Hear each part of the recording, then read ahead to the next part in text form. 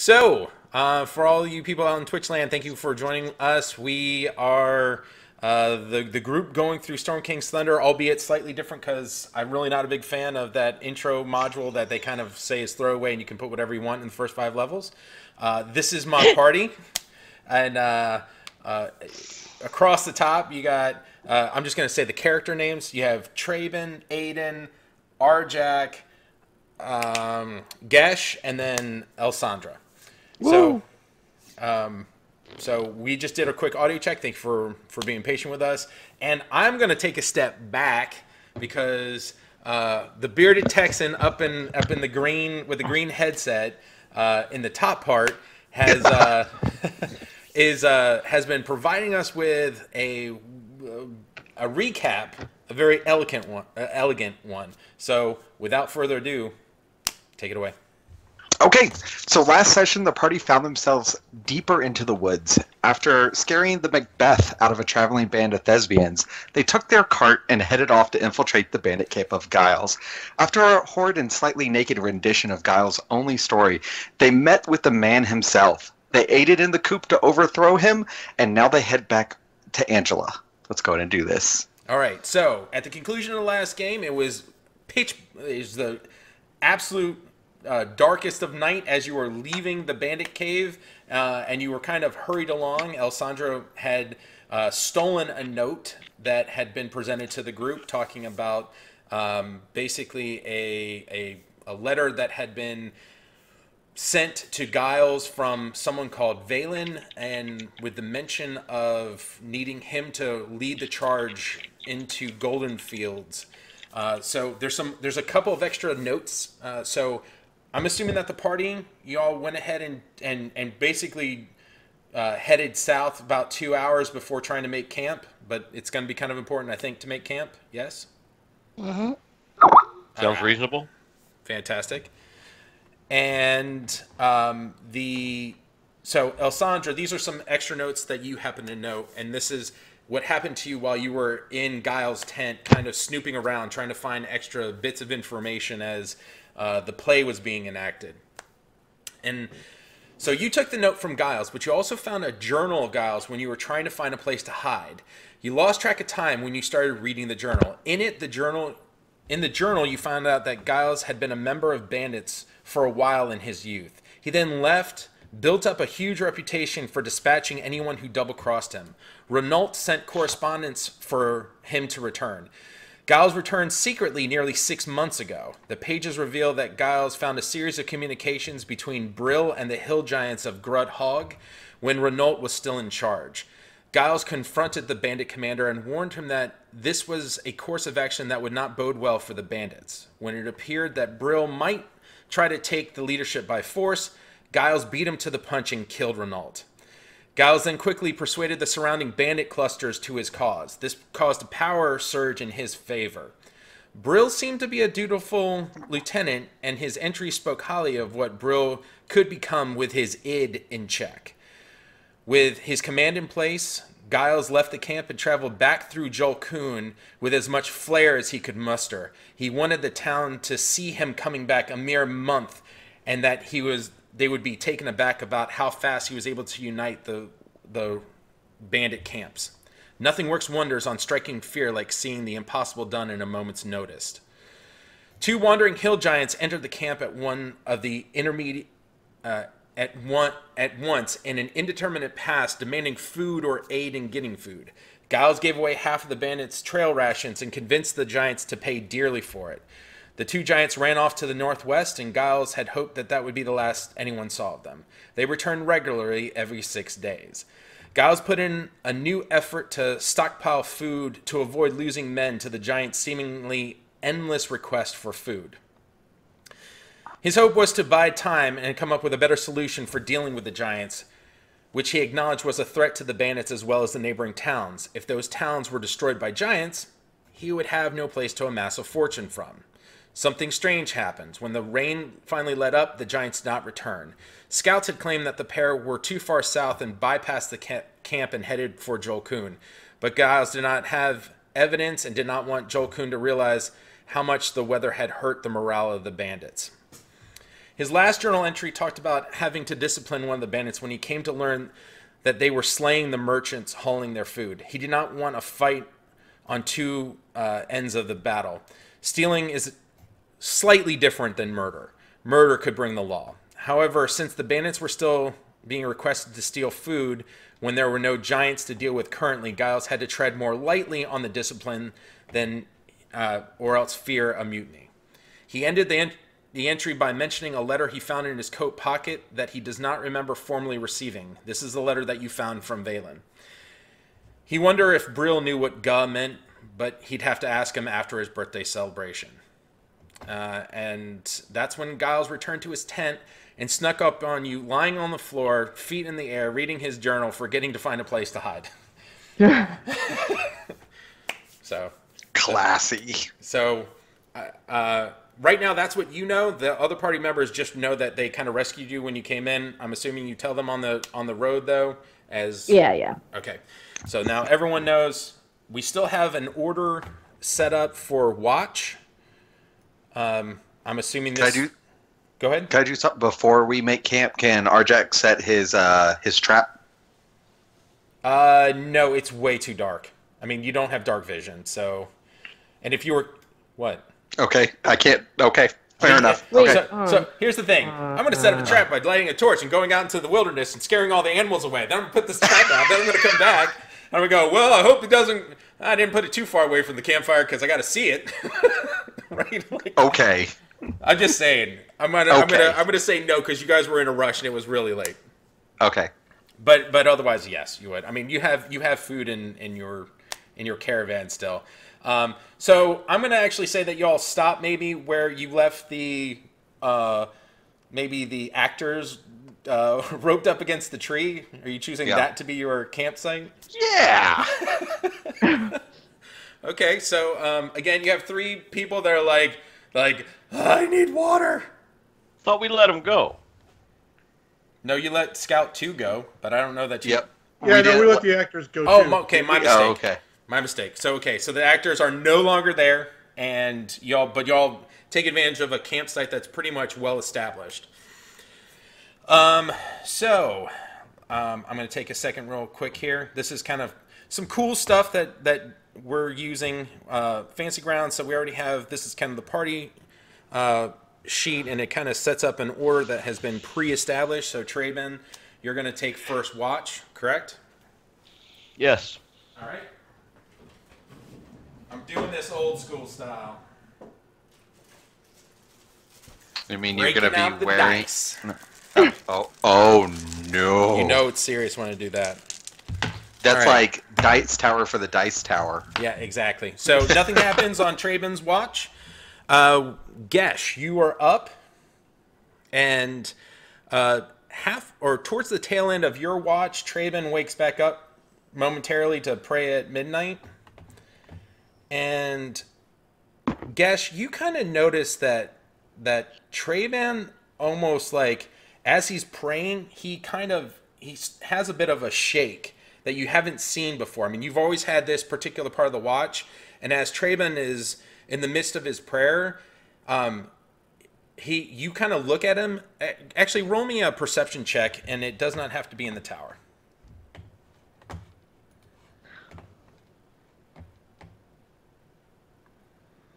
So you notice him shaking, but you don't quite notice any additional features going on. But it's almost unnerving as his entire body is kind of quaking against this notion of a prayer.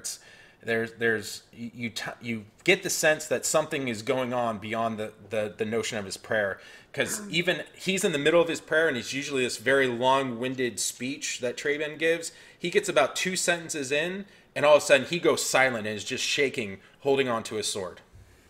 So, definitely seeing that, Gesh will respectively and boringly wait for him to get done with his prayers. Waiting. Nope, waiting. All right. Traven, I can't help but notice that something has weakened your resolve. You're like shaken. So, Traben, I need you to make a perception check, because I need to know whether or not whatever Gesh is saying to you actually pulls you out. Okay.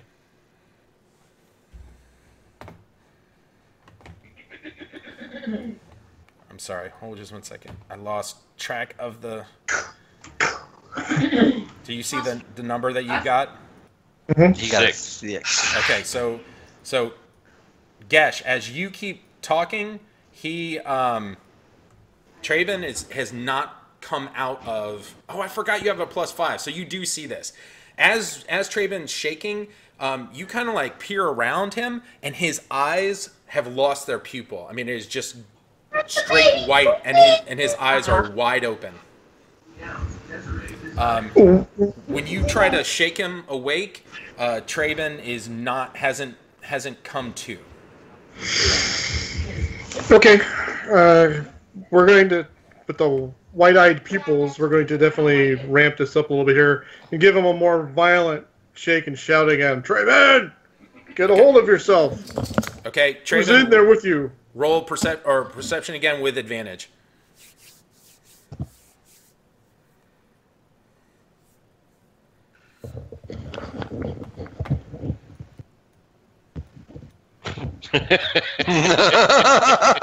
And he gets...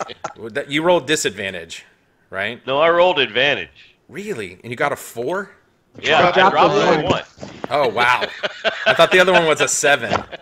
Nope, that was a 1. We're going to go ahead and... I keep grabbing the wrong thing. Here we go.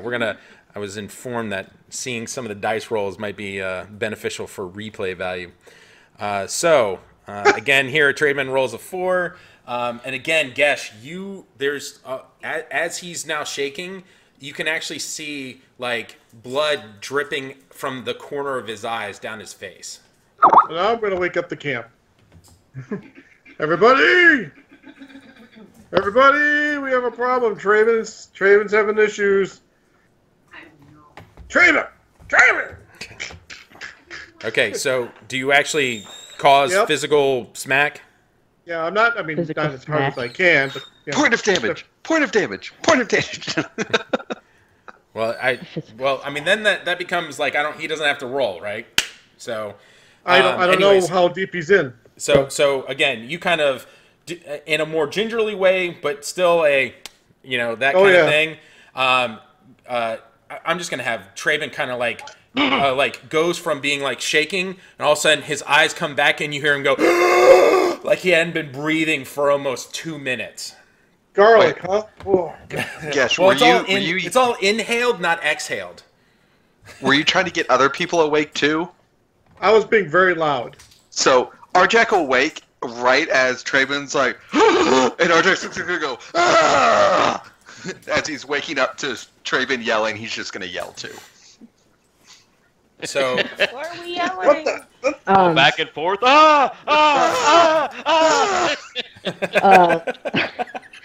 Alessandro's just gonna roll over.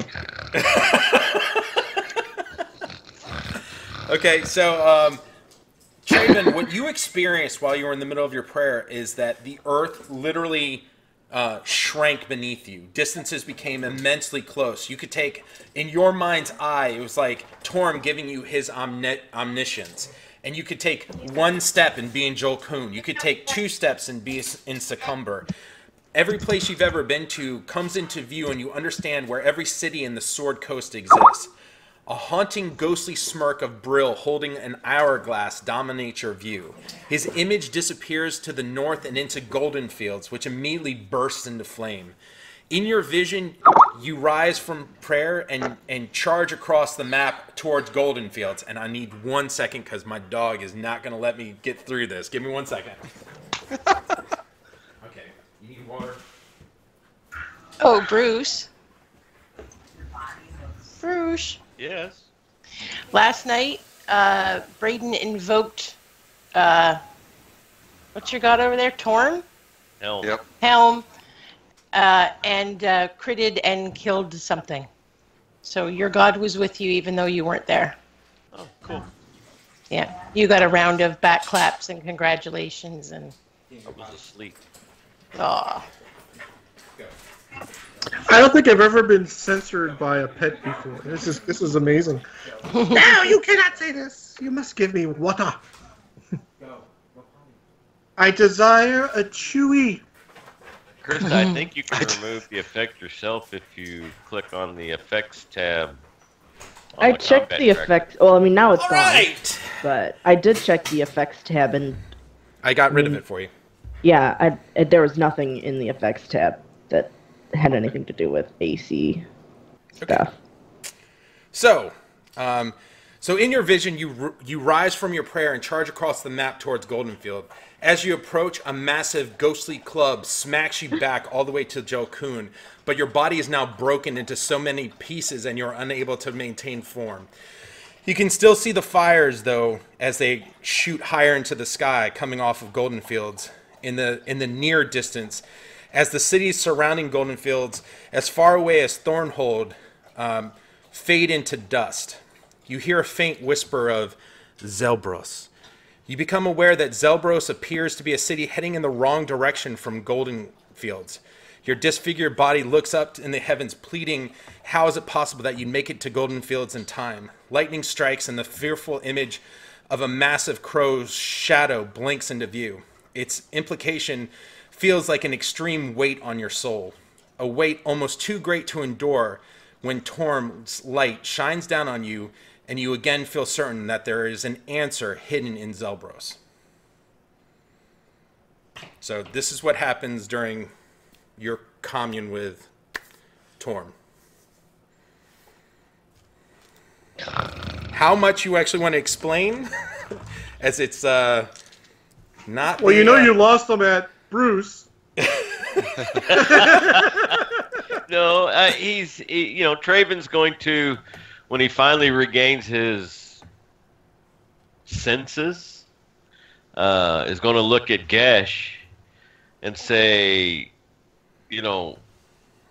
Elisandra found that note that mentioned an attack on Goldenfields, but Torm is telling me we must go to Zelbros before. In Zelbros, there's an answer as to what is going on. We must go to Zelbros. I mean, that's, Torm has told me, the Loyal Fury has said, go to Zelbros. We must go there. Now, you wish us to change our direction because of some ill-sitting mushrooms or spoiled onions disturbing your dreams? I mean... Oh, it's nothing to do with what I have or have not eaten. Not yet, anyways. This is... He spoke to me. He did not speak, but he has given me an image. He has shown me that there is reason to go to Zelbros. Aiden, you understand this, right? This makes sense to you, right? That you've received instruction from your god to do something crazy, and not crazy. If Torm has said this is where we need to go, it's not crazy. It's true. Well, it's true for you. Well, I'm going. Well, where is Zelbros compared to where Goldenfields are? We have a map, right? Right. Actually, I'm going to go ahead and give you a quick image of where things are. Yeah, I can't pull up that Sword Coast map again. That Sword Coast map doesn't go far enough to see where Zelbros is. So everyone who's on Twitch, this is actually where the party has gone. I'm going to go ahead and share this out. The blue line indicates what we did day 1. Yellow for episode 2. It wasn't day 1. It's episode 1, episode 2. Jolkun was basically episode 3. They came here to take out Guile in his camp, episode 4, and they're actually on their way back to Jolkun when that image was had. And if we go out far enough, must be big. There's a hint of a black circle at the end beyond Succumber. From Jolkun, go to Succumber and continue on that same road. And just as it hits into the map, that's Zelbros right there. Goldenfields is almost northeast. Yeah, it's like due east of Waterdeep. So northwest of Waterdeep, Golden Fields. It's on the map, but you have to zoom in. I would say go to the bottom half of the map before you take a look at anything. Is the map not loading for anyone else? It It finally took a loaded. long time for me. I'm sorry, but it's a it did massive load in. map. So Yeah, it is really big. Okay, where did you say Zelbros was? So if you go to Daggerford, and then you Right. go to Joel Kuhn, right? Right. Succumber, follow the same road, and right as it hits the edge of the map, Okay. that dot is Zelbros. Okay. Oh, okay, I see that. And it's completely in the wrong direction from Golden Fields. Now, where Yeah. is Golden Fields? Golden Fields is... Oh, I see it. I got it. It's just it. Yeah. Oh, you know, All it's right next to the Arden Forest, north of Redstone, south Yeah, of you- Wormford. Come You gotta on. look. You gotta look for the forest area in this map. Yeah. Let me scroll Yeah. back. So it's one of No, the I other ones. Yeah. Yeah, that's really far away. It's So- about a stone's throw past. Right. So, anyways, I think, Traven will say, I think whatever's going to happen in Golden Fields may have already happened. Just based on the vision that I received during my midnight prayers. It's like equidistant. okay. Can we talk about this in the morning? Because it's kind of like midnight.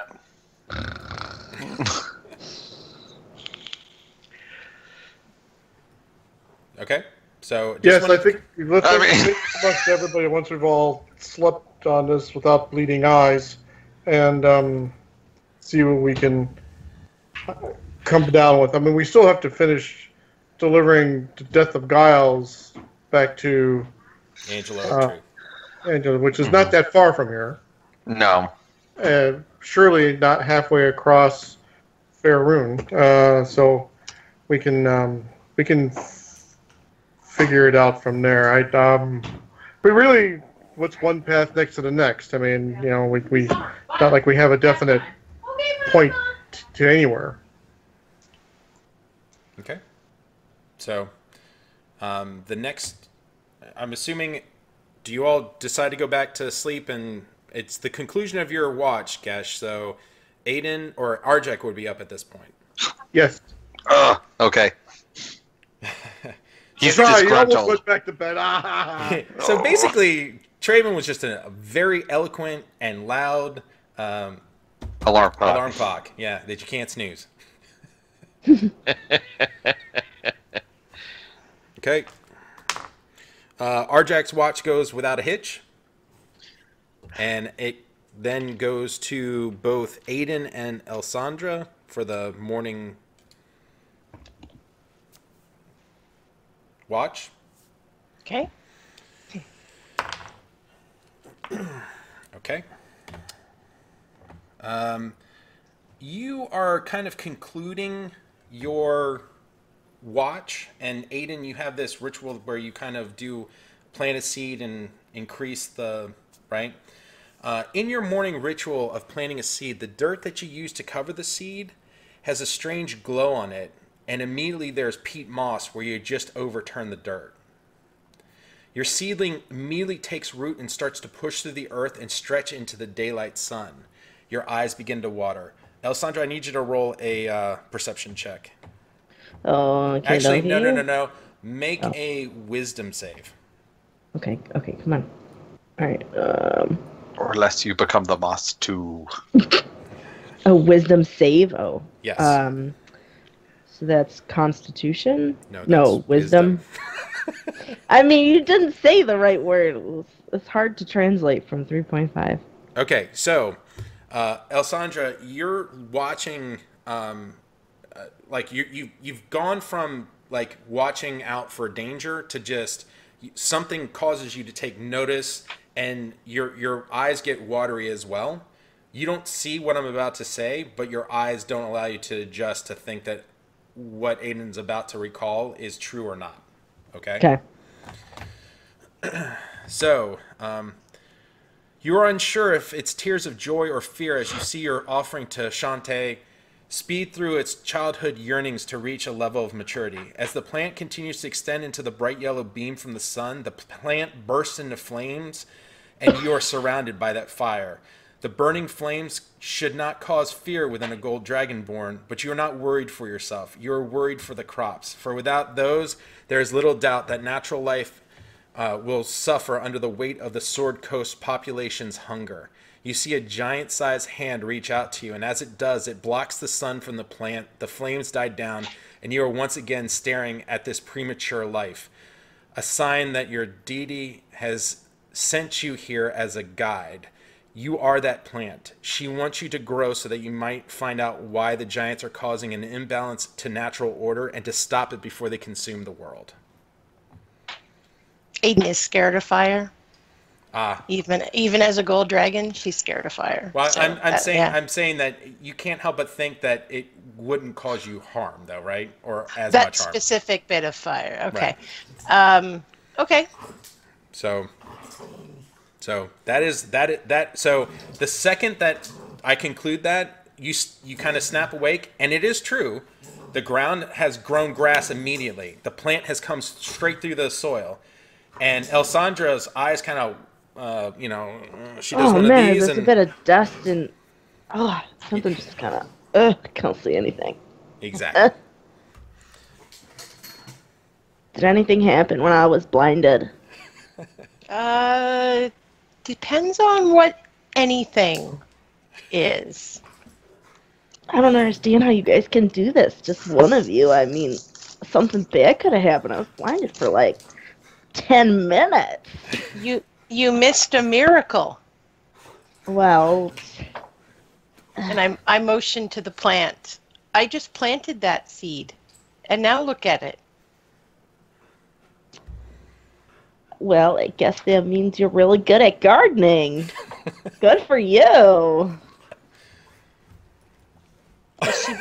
Is she being condescending or honest? Like Honest, no. Okay. Honest. All right. No. The goddess was here. I had a vision. Which is interesting timing, giving Traben's vision. So maybe his vision was real. Mine didn't tell me to actually go anywhere, but What do you mean Traben had a vision? You didn't wake up last night when I was screaming? I didn't notice.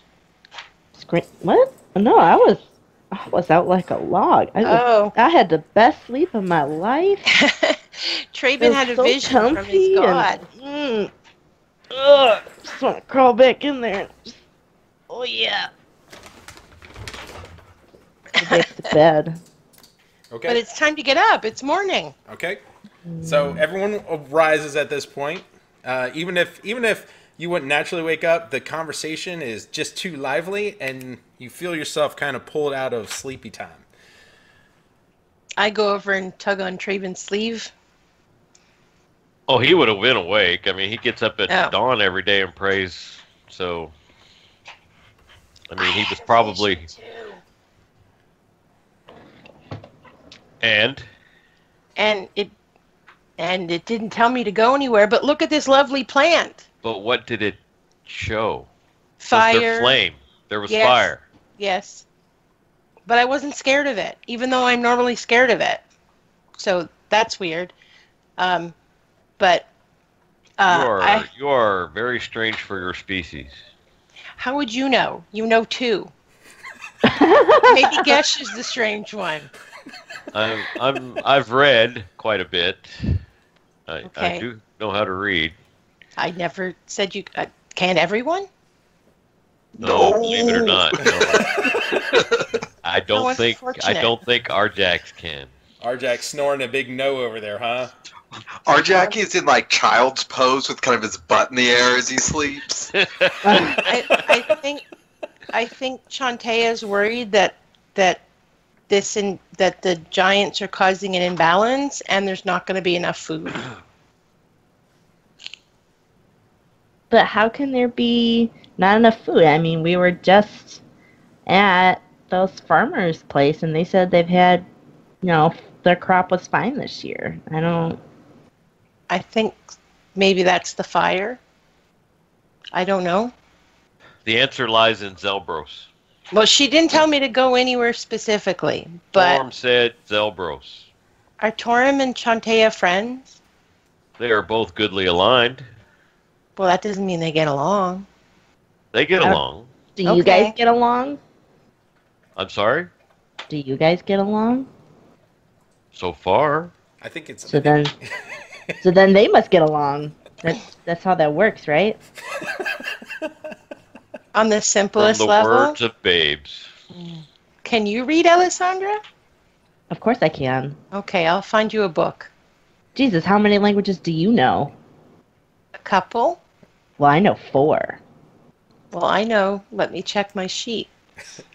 So while the characters decide to one up one 4. another, I know 4 too. we're Well, see? Look. And I taught myself Draconic.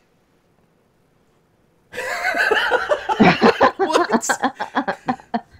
Well, Well, we're- between you and me, we cover all the languages, so I'm sure we can read everything. I know I need to- Celestial. I really need to buy more alcohol for these road trips.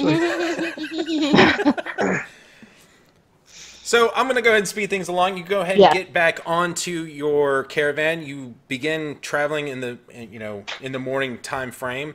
It's almost noon when you come across the tri-home situation that you kind of passed by on your way to Giles's bandit camp. You notice Scout 2 is sitting there chopping wood on this log. There's a little bit of giddiness around some of the teenaged female youth with this new man in their midst, and just the excitement. I mean, just like they showed you all when there was, new people came to, they came out immediately to entertain, right? So, I don't know if you want to necessarily stop or seeing that you're ready to keep going. Traven will, of course, tell him that he's doing a fine job and remind him of his promise and tell him that he hopes that he finds happiness here and stays for a while. And Arjack is just like over Traven going,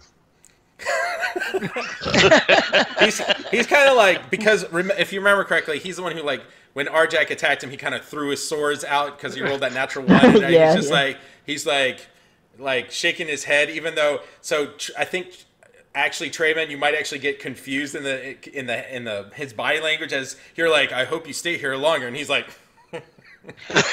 Right. And then he goes, no. Actually, I kind of like it here. This is a pretty nice place. I might be here for a while. And then he kind of keeps like Arjack on the other side of you as he Right. continues to talk. Right. He's like, We never but did find my horse. I apologize, but I got to get back to work. Yeah. And so he's again just chopping wood and getting ready to learn what it means to actually plant crops. We never did find my horse, did we? Oh no. Never found one with a bunch of gore on it. Nope. I forgot to check them when we were at the bandit camp. So y'all are making really good time again because I mean you made this travel on foot last time and you're coming back on two horse carriage, kind of keeping you at a more steady pace. You make it back to Joel Kuhn. It is early afternoon, 2:00 thereabouts. What would you all like to do? We'll go and bring as we stroll in, is there any like people like looking at our Smith production like performance cart? No, but it's not. It's more like you come in with this cart, and there's kind of an expectation, like, is there something going on at the Jester's Pride, right? Like, not so much. It's like everyone's feeling like they didn't write down the notes on coming attractions well enough. Mm-hmm. Not so much focused on you all. Does that make sense? Gotcha. Mm-hmm. Okay, so you come in through gate 3B, and again, I'll go ahead and just push that back out to everyone. But again, you come in through gate 3B. What would y'all like to do? I'm keeping you on a good pace because I think it would be important to give Angela the evidence of Giles' demise. Okay. And Draven is very interested in heading for Zelbros. Sooner rather than later. Yes. Okay. It's almost as if when we're walking into gate 3B, we can hear a phantom PA system say, Flight 23A to Waterdeep. Leaves in 2 minutes. We're sorry Next to boat. tell you. Last call. Yep. Flight 238 to Waterdeep. Sorry. No, that's Draven. fine. Do it. So again, who is going to Jester's Pride to deliver? Is everyone going? I'm not trying to. I just want to. Yeah. Okay, I so got you. so y'all head back to Jester's Pride. You can't take the carriage into. I'm sorry, guys. I'm sorry, everyone. What a taskmaster, man! What? Yeah. Kibbles My and poor bits. dog. She has Kibbles. Cushing's, and unfortunately, this is just. I love Twitch. I love entertaining everyone, but it has to be done. So you go. You actually, I guess no. I take this back. The cart does smoothly go across the bridge. If you're taking it out there, or are you leaving it down below? Okay. I wouldn't see a reason to take it. Whatever's the easiest. Okay, so you make it to Jester's Pride regardless. As you go in, all of the chairs have been kind of moved back to various sides. It's kind of in the middle of them prepping for a town hall, which Angela is about to oversee. When all of a sudden the party comes in, and you kind of have the bandolier of daggers from Giles is kind of ever present as you kind of walk into the room. When she sees that, she kind of stops any sort of preparation, runs across the room. Who is carrying the bandolier of daggers? Me. No, I'm just, I would say probably Traben. I'm just kidding. No, I seriously, not I want me. y'all to just, it's okay, whoever does it. But if it's Traben, then she kind of, she runs across the thing, and you can tell that she is not, she has come to her position almost being a bit stoic. And when she sees those daggers, she just can't help herself. She just gives you a huge bear hug, and then she kind of immediately kind of said, I'm sorry about that. I lost my nephew to Giles. And so kind of reaches out and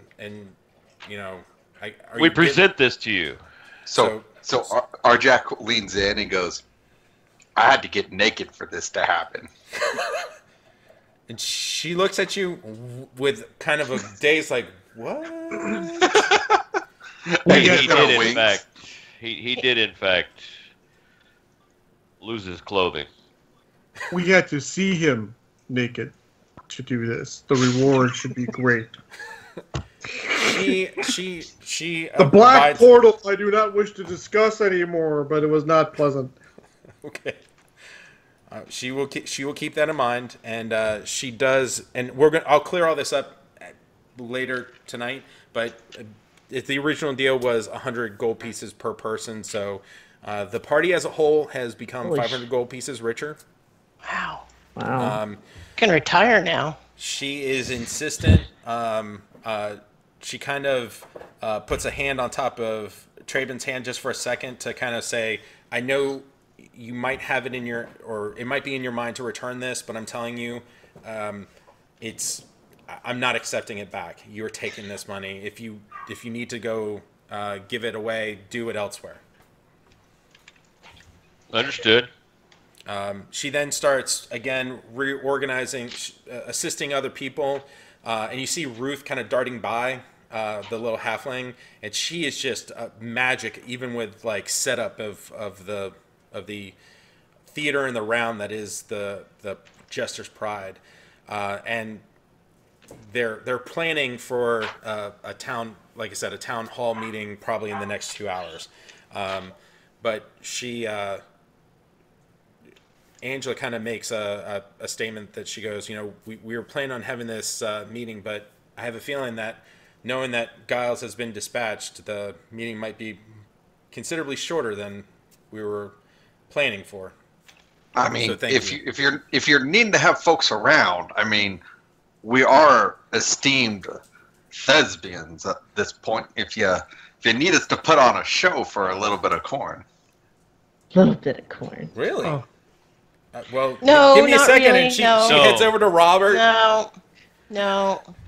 No? Okay. We only know one song though, so Well, It's, Gesh is a very distinguished performer. well, I only know one song. The you're rest saying of I us- ain't? Only with I a potion. I mean, you held me naked. Oh, you don't I have that did. potion anymore, though. I did. I got did. the other ones though. That's true. But we must be off to Zelbros. Okay. Well, that's actually a good Well, question. You know, we should find out, Traven, is if that river that's right down there goes to Zelbros, if we can get a ride. Because there's no faster way to travel across these lands besides flying, which, you know, the preferable traveling route of the superior dragon race would do. But since we're stuck in the ground, the water would be probably the fastest way. Well, I believe the River Shining does, in fact, go there. So, Angela, you all leave Jester's Pride to go talk to find out if there's any boats traveling. So you again return to the lower part of Jolkun, and as you get towards the docks near 2, there is a boat that is prepared to set sail, and they're actually headed to Succumber, but they kind of state ahead of time that we're only going to Succumber and returning. But we're happy to take you that far. But before we go, I know an alchemist fella who's real excited to sell stuff. And they go, are you talking about Jimmy's? Jimmy. He's no, on the first date of Myrtle, that's his vacation day. That's convenient. I do have a out of character question though. Sure. So because this is the first time playing a sorcerer, so one of the spells that I took was chromatic orb, and I know that needs 100 gold piece or 50 gold piece diamond. So I need to go buy that, right?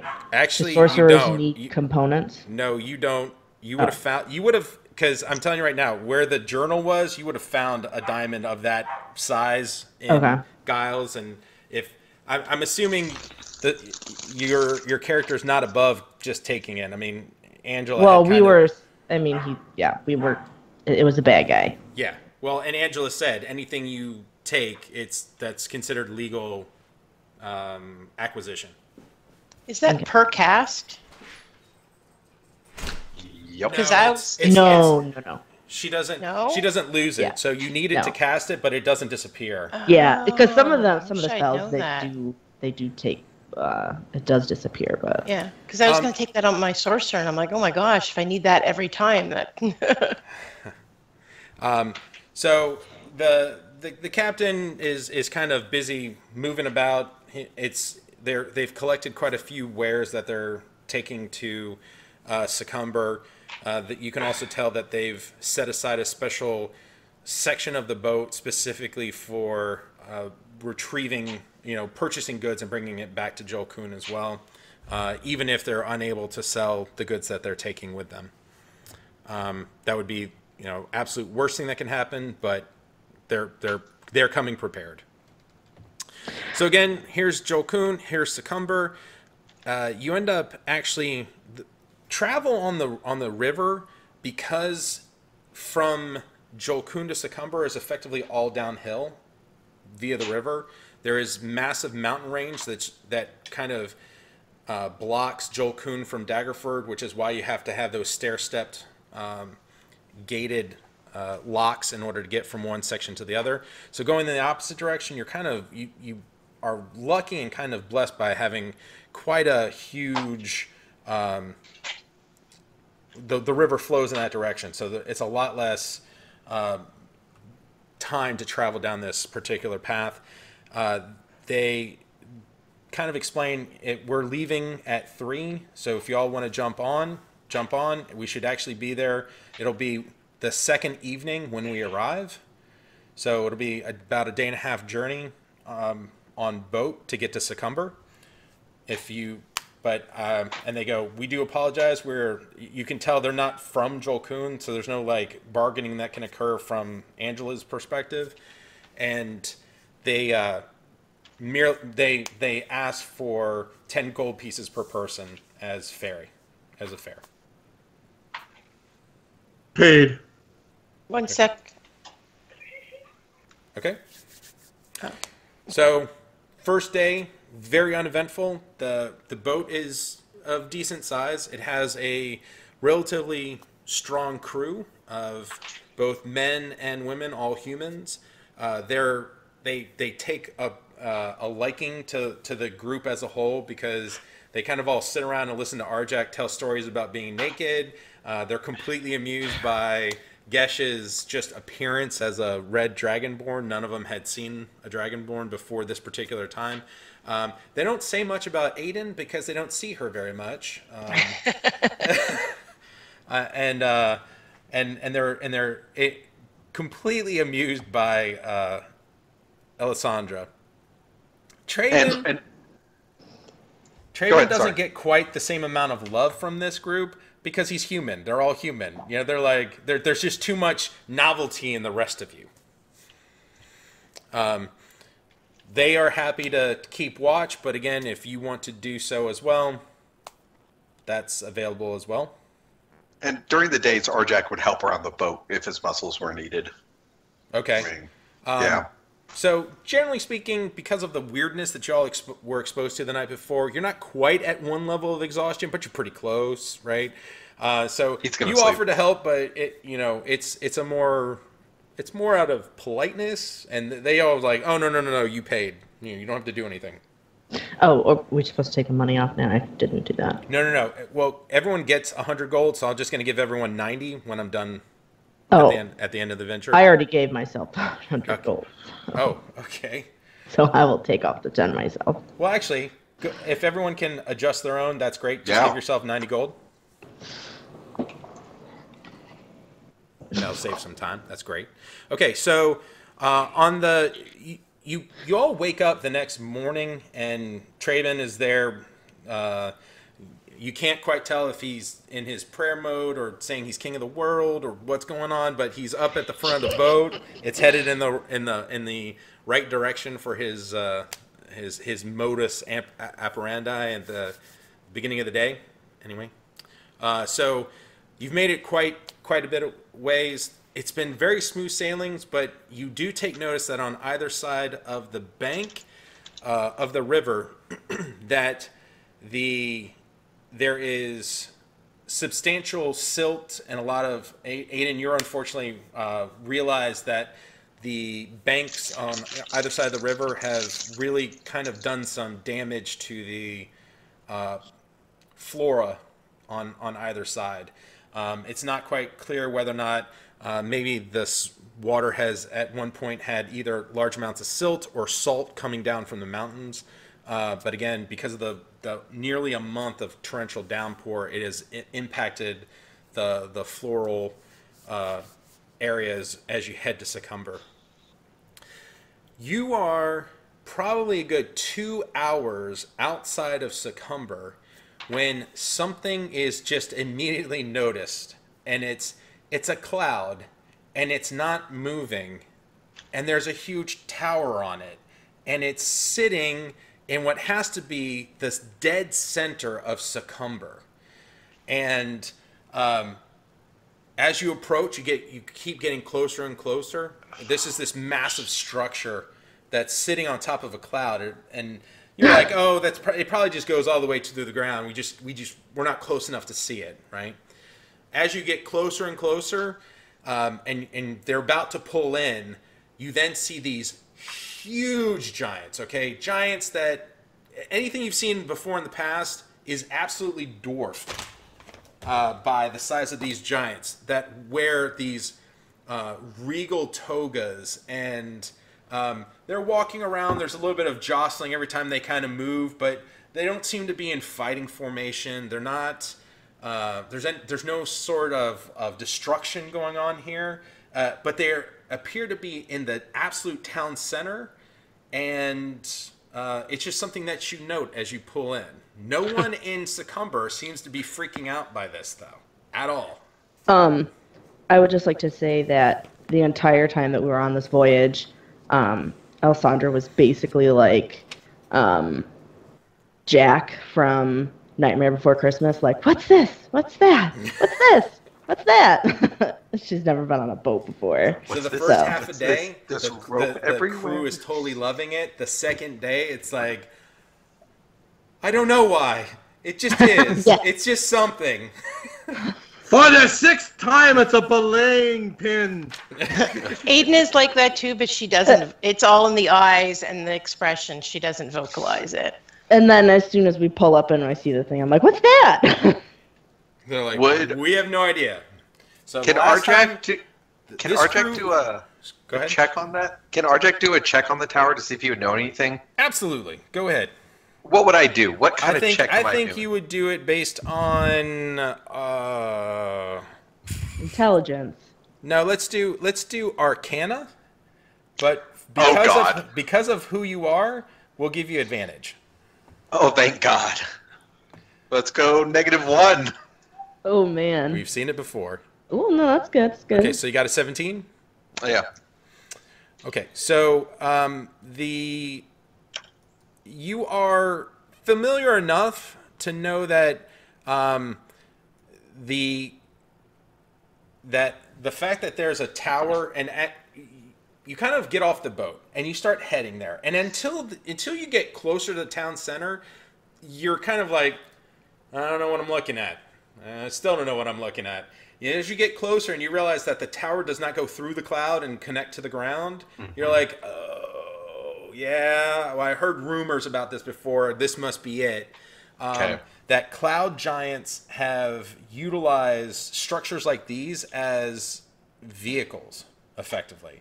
So they have these towers that sit on top of these massive clouds, and they have abilities that allow them to actually literally lift off the ground like a balloon and move the cloud with their home when they're in the process of trying to discover something. That's crazy. It is So, very crazy. and we see the giants in the town, correct? That is correct. I mean, Arch- and they're standing Arjack there, is they're gonna talking. As you start, again, no one in Succumber seems like even slightly phased that these massive giants are there. No one. Kids are running around. They don't care. People are talking back and forth. What would the party like to do? Are you headed there? Yeah, and he's going to sheath his weapons. Like, he's not going to be armed as he approaches. Okay. Yeah. Is there inhabitant nearby? I mean, Succumber is a huge merchant city. It makes Joel Kuhn look tiny. Traven would, excuse me, Traven would, pardon me, sir, but is it normal for these giants to be amongst you like this? And the guy turns back and goes, "You mean those two?" Yes. Well, I would not say that it's normal in Succumber, but we don't often get visited by cloud giants, but those two don't seem to be. They've just been asking a lot of questions and not causing much of a ruckus, so we've all been kind of let bygones be bygones, and we kind of had a bit of a town meeting, and everyone kind of decided that only the smart people were going to go talk to them, and everyone was going to stay out of their way.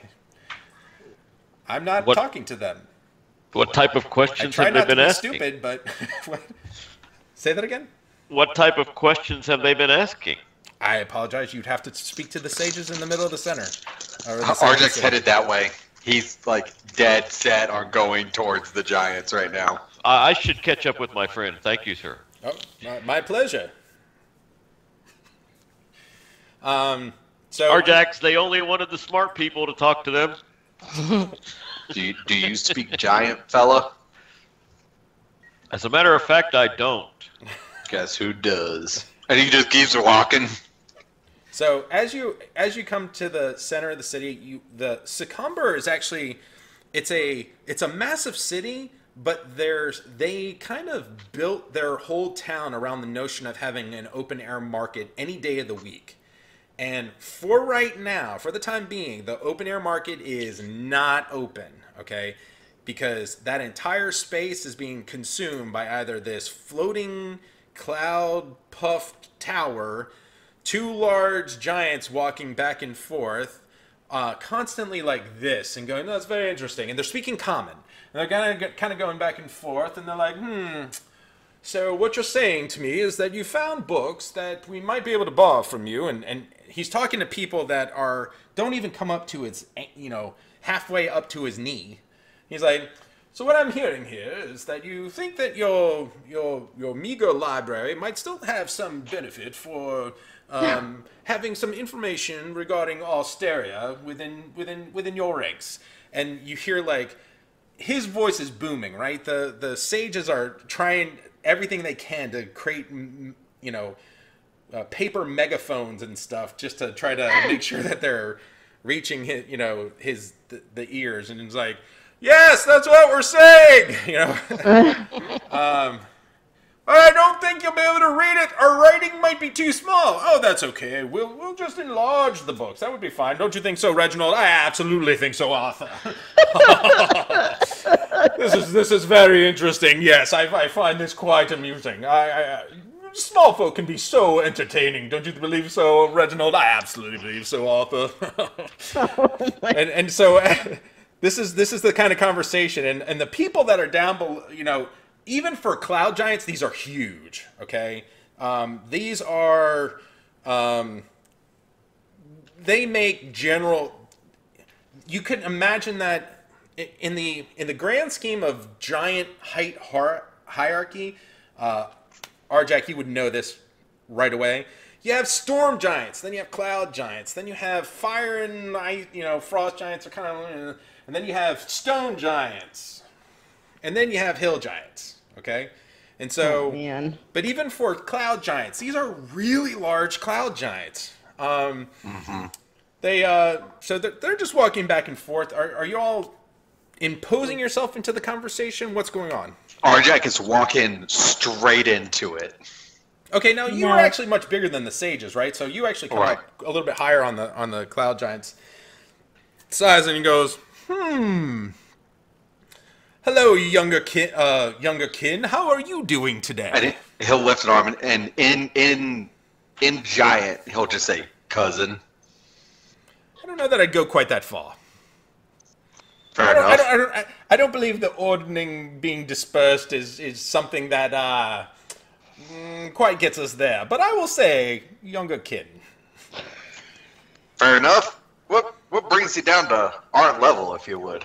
We are looking for pieces of Austeria, and go ahead and roll a history check. You would be allowed to do so. Any of the two Dragonborn, you'd be allowed to do so. No one else can. I don't think I've ever felt so small in my entire life. They don't even recognize you.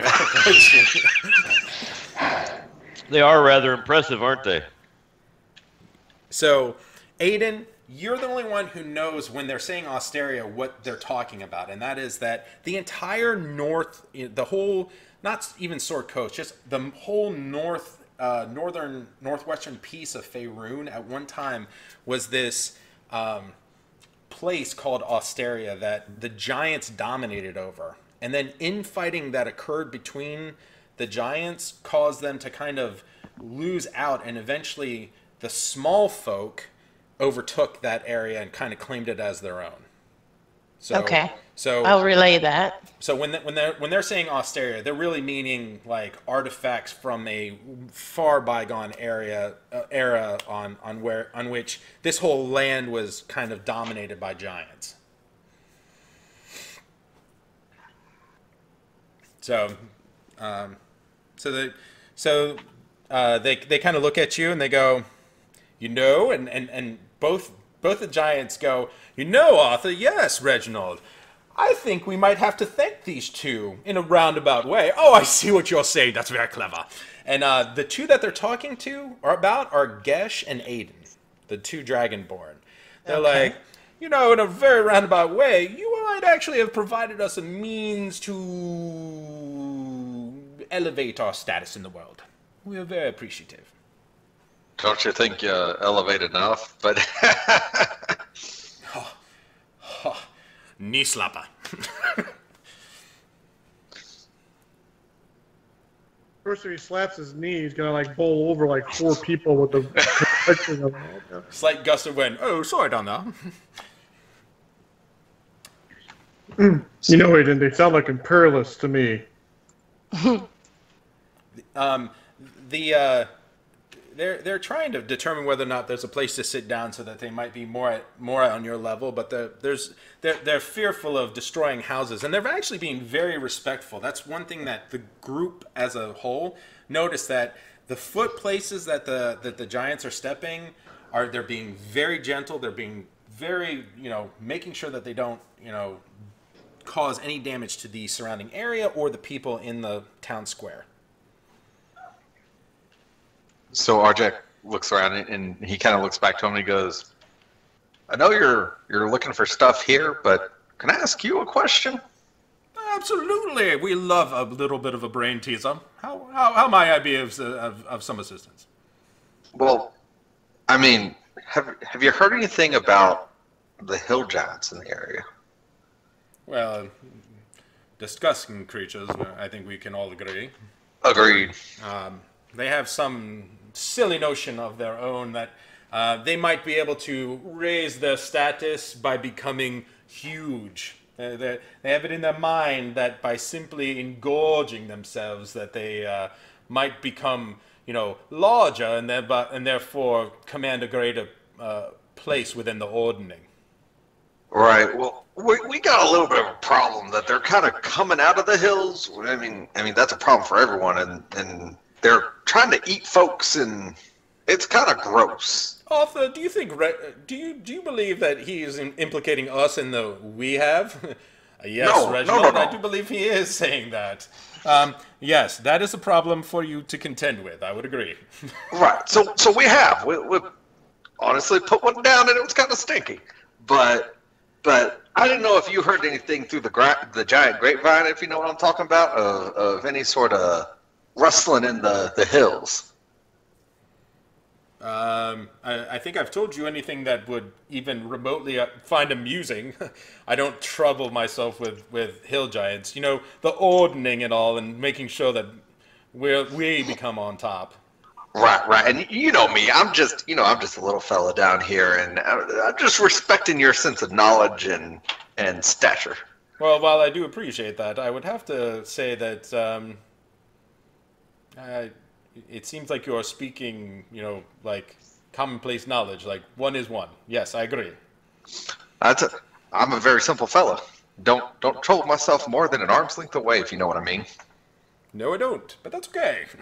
And then they kind of return back to talking to the sages, and they're like, you hear the sages kind of make mention of the fact, like, we really want to help you more, but we kind of need to understand what specifically you're looking for. And they're like, well, we have this notion in our mind that with the storm giants no longer being, above us, the All-Father has kind of broken who demands over who, that by finding artifacts from Austeria, we might oust, just kick them out.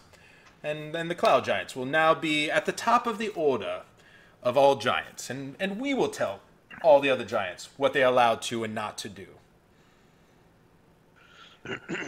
Traben, hearing that, will say to Gesh, perhaps there is a civil war amongst the giants. Yep. Makes sense.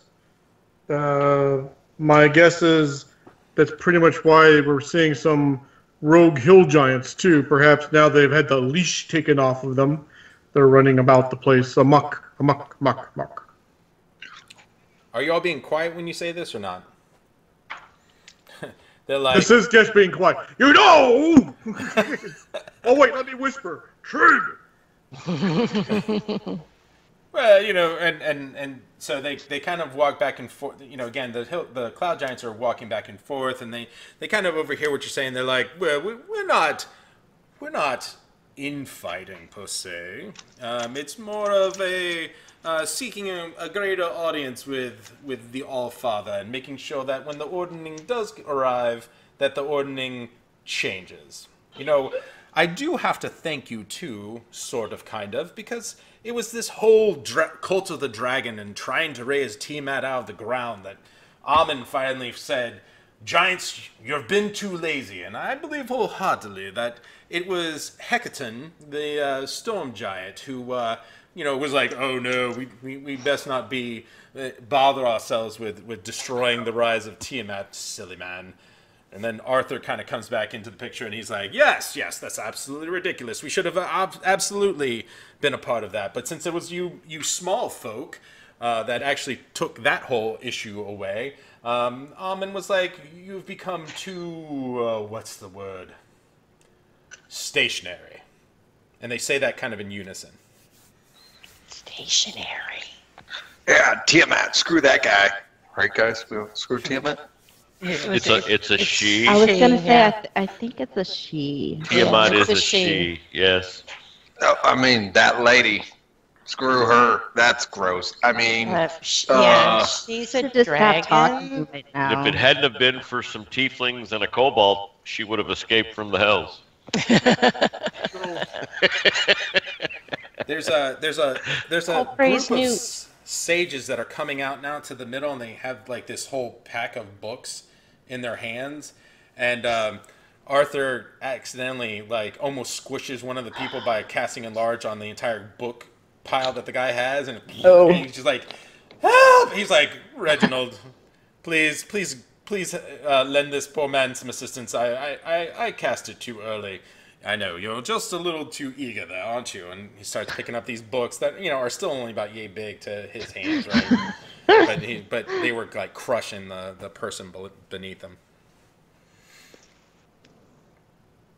Well, as interesting as this is not, what would you say we find a boat before these guys start repping up the town? why Still don't we take it just... farther over?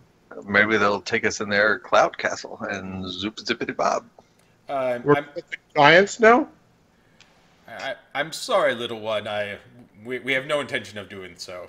While we mean no harm, we also are not eager to provide any assistance that might conclude the ordning process before we have what we came here for. This is why that whole hill giant problem, that's yours.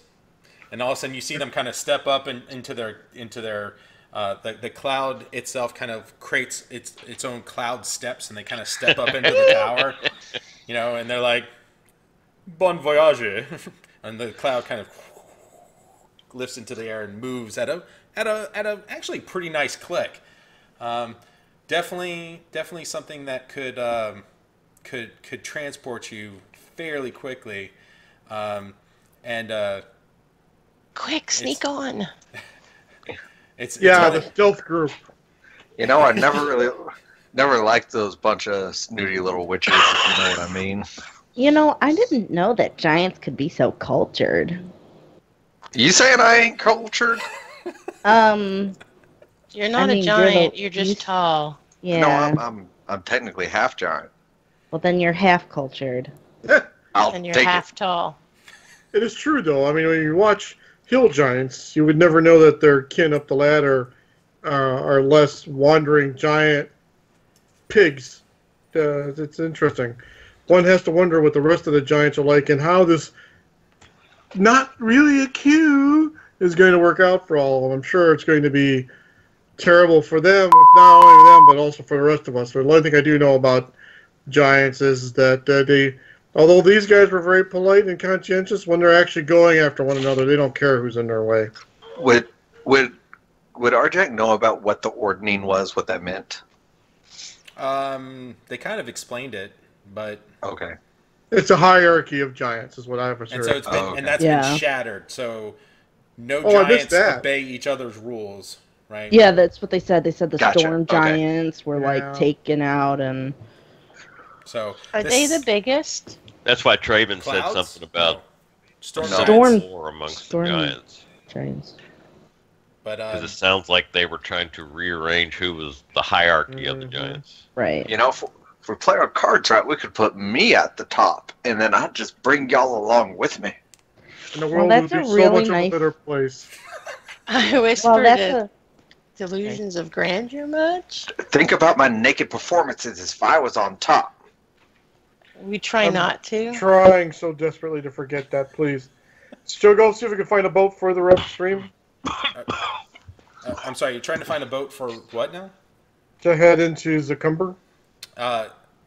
No, you are in Succumber right now. no You- to Zol whatever Zol. Zor Zelbros. Zorbolt. Zelbros, I'm thank sorry. you. Thank you. You are I just knew correct. it started So, with a Z. no, while there are boats there, none of them are willing to go east.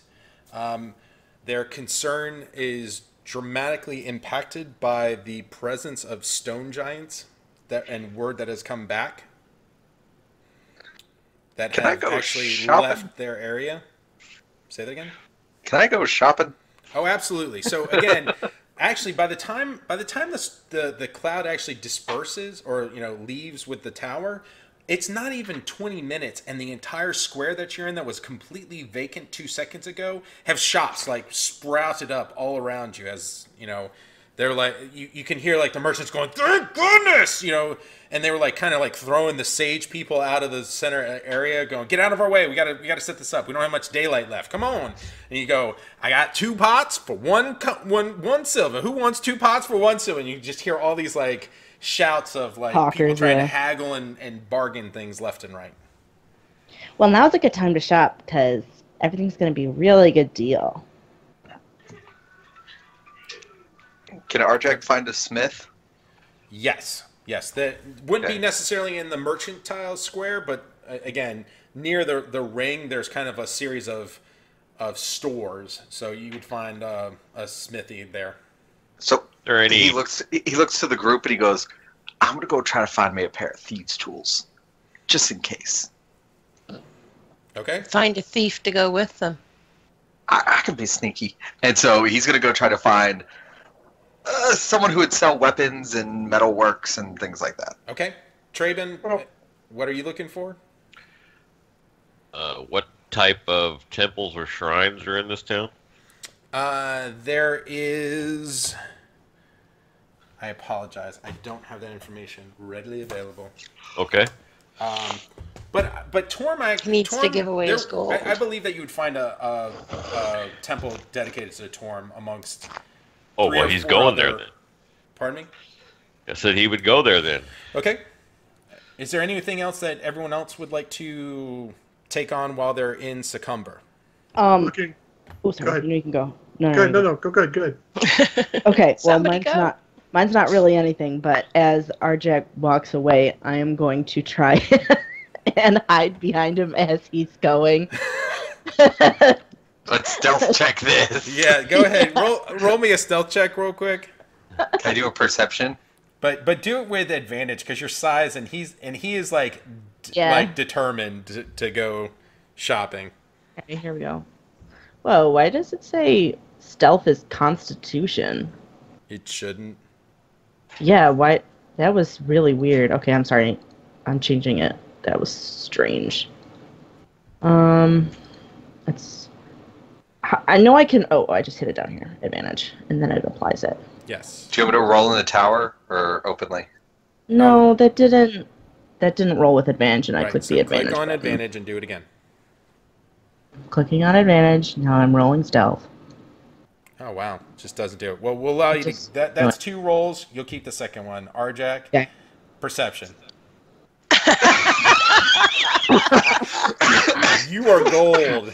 I mean, even once you tell him I'm behind you, he doesn't see you. Huh? All right, So- so I will just sneak and I will just follow him. Okay. There are 2 Dragonborn. What are you up to? The Gish is going to inquire and find out about traveling east from here to, I keep forgetting the name of the place. Was it Solbros? Solbros? And what gear and what they need to get from here to there. He's going to try to put together whatever it is they need to travel that way, or guide, a map, or I know there's a road that goes right up there, but Right. so that's what he's doing. So you get a lot And of... any information about... Okay, so we're going to start with your thing. Aiden, do you need time, or are you hanging out with Nope. Gesh?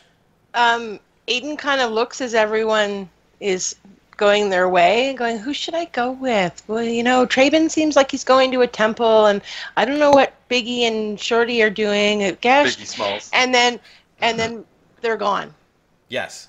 So now you're in the center of the town square with no idea about where anyone is.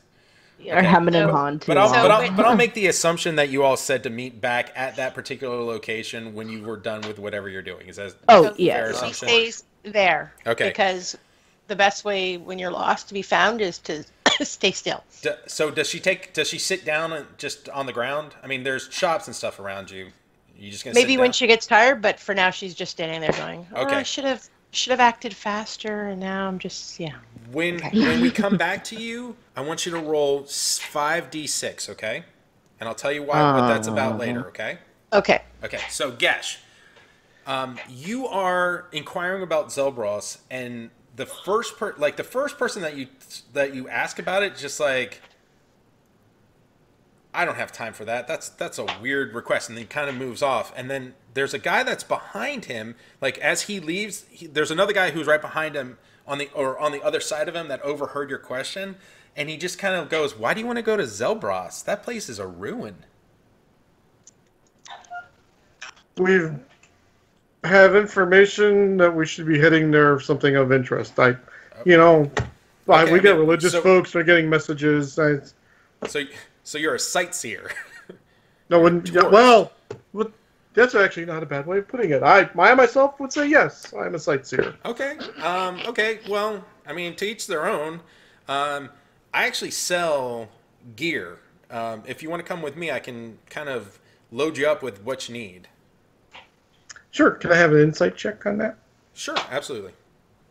See if there's a hustle involved here. Sure. Oh, this is, No. Never. Not in the Forgotten Realms. So And this is how we lose Gesh. So Gesh, you're kind of convinced that he is a straight shooter. Okay. and my Eldritch Blast is also a straight shot. So it's not we're a match. Let's go with him. I will. Yes, that sounds excellent. Okay, so he actually pulls you into one of the larger. It's still outdoors, but it's still one of the larger tented areas. And he's like, first off, I need to know, how are you all traveling? Do you want to go by foot, or do you want to go by carriage or horses? I would assume, since we probably want to get there as quick as possible, it would be by horse and carriage, right? Okay, so since the previous the shipment that you came, you didn't declare it, so I'm saying all that was left in Jolkun for the stuff. So he goes, okay, so you're going to need a carriage that's going to probably run you. It normally would run you 100. I'll get you set up with one for 50. It's not brand new, but it's not in bad shape. And he kind of he points over to over beside him, and there is a carriage. It's big enough to fit 5 of you reasonably comfortable. You probably think it wouldn't be a bad idea to buy extra wheels for it though, just because you don't know what the situation is going to be. He's like, I'll throw an extra set of wheels for 5 gold. So now for 80, which is still cheaper than a brand new cart, you can have this cart. So Gesh will step back and say, looks like there's some wear and tear on this, and we do have some rather large companions traveling with us. I'm thinking 60 for the lot. No. I'll say, if you're trying to haggle with me, let's see how well you do. Roll me a persuasion check. Never haggle. And indeed, I am haggling. Yeah, okay. So he's like, I'll just go back to my original statement. I'll throw in the wheels for free. 75. Does that seem fair? Now, Fair. what I don't... Didn't he say the cart was 50? No, the cart was 100, and he was going to sell it to you for 75 plus 5 for the gold, or 5 gold for the wheels. I really don't think that's what you said. We can always go back and watch the video. I was like pretty positive you said, well, I'll give it to you for 50 and the wheels for 5, and then all of a sudden you were like, and now it's 80. No, it's 70, 75 for the carriage, 5 Numbers, for the numbers, wheels. lots of numbers. And Mess up the GM. I'll throw the extra set of wheels in for free because you might be right. I don't know who your card with, right? If you got some, That's Jiminy Cricket talking on his shoulder now. well, Yeah. like, he knows about Joel Kuhn. He's like, if you had Robert with you, you probably will have to change these tires or these wheels. Yep. Okay, so the next thing you're going to need is provisions like food, and and he goes, trail rations are here. They're nothing exciting to speak of. To get to Zelbros, you're probably looking at a 10-day. So we'll set you up with how many people are traveling with you? 5. 5. So then, let's say 50 trail rations. I'm assuming y'all can probably hunt some of the time. Mm-hmm. So we'll do 50 trail rations, and each one at a silver. Again, they're nothing to speak of, but they're and basically your understanding of that is like he's not making a heavier margin or anything. A silver would be normal cost for that, right? Gotcha. He then goes, now depending on how deep you're going to go into the ruins is the question mark, right? Because you probably will want to buy extra rope, and you'll probably want to buy you might even want tackle or pittons and stuff, depending on how deep you're going to go. I just don't know how far you're going. I'm not trying to oversell you, but I do appreciate the fact that I'm getting rid of my stock here. And as I mean, a climbing kit would always be a handy thing to have, especially since we're going into these ruins and areas like that. So, I mean, do you have such a thing? Arjek has a grappling hook and a rope. That's true. I remember him using it. Yeah. Okay, so basically he decides that after everything's said and done, you have your carriage. He goes, the only thing I cannot sell you because I don't have is horses. But what we'll do You is should have started with that. well, and here's the thing. No one in the middle of this. You're going to have to go to the livery in order to find some horses. Okay, so I'm going to have everything else sitting here, and I won't even take a penny of yours until you go get horses. Does that seem fair? Yep. We'll also need lanterns and oil, since some of us can't see in the dark. So he apologizes. He's like, I don't have cheap oil is the only thing. It's been getting those kind of provisions to Succumber have not been easy with the bad rains. So Then the torches first. Can you do that? say that again. Torches? Oh, torches. Yes, Right. absolutely. Torches are easy to come by. And so basically he kind of bundles the whole thing up, and in the end it's about 110 gold. All right. So, guess we'll pay him. Well, not yet, but we'll eventually pay him 110 gold. But he'll give the guy right now a couple of silver, saying, "So, what livery should I go talk to?" He goes, there's only one that there's 3 of them over there. You'll see when you get there. There's only one you're going to want to speak to, and I don't have to point out to you. Just trust me. He points down the way. Make sure that when you go that you don't. You might want to consider whether or not there's ever going to be a point where you're going to want to ditch the carriage and maybe need a saddle. He's like, I'm not selling them. I don't have saddles. I'm telling you. I'm trying to be a good salesperson here. Understood. Thank you. Okay. I guess we'll go to the livery from there. Okay. Arjak, let's take care of you. Mm-hmm. Okay. So what's going on? So he's looking for the nearest weapon and armor smith that he can find. Oh, you hear the clinking from quite a ways away. Again, everyone was afraid to start doing this while the giants were there because they were like, oh, what's going to set them off? I don't know. And all of a sudden they're gone. They're like, ting, ting, ting, ting. Immediately getting their hammers and we got to make swords faster. And so he's just gonna slam the door open and okay. He's a kid in a candy store. Oh yeah, there is all sorts of excitement going on. Okay, so is there a counter? Is it more of a workshop? It's an open air, so there's all these things that are kind of like weapons and pieces of armor. You kind of notice that the guy has come up with a very kind of ingenious locking mechanism. So you can't just pull. You actually have to push the item, lift up, and bring it out in order to get stuff off. So Gotcha. it kind of keeps people from ripping them off. Push and twist a little to the right. Oh, I hate this. You gotta squeeze it too. He's gonna look for someone who's got axes, like throwing axes. Oh, he's got axes. Okay, so I see you like sharp and pointy things. I too like sharp and pointy things. I like making sharp and pointy things. I like selling sharp and pointy things. I don't like owning sharp and pointy things because that means I'm broke. Fair enough. I'm looking to buy 5 of your nicest throwing axes. And he will sell it to you, but it'll be probably at whatever the cost is, added 1 gold piece more than what the base cost of the player's handbook. Okay.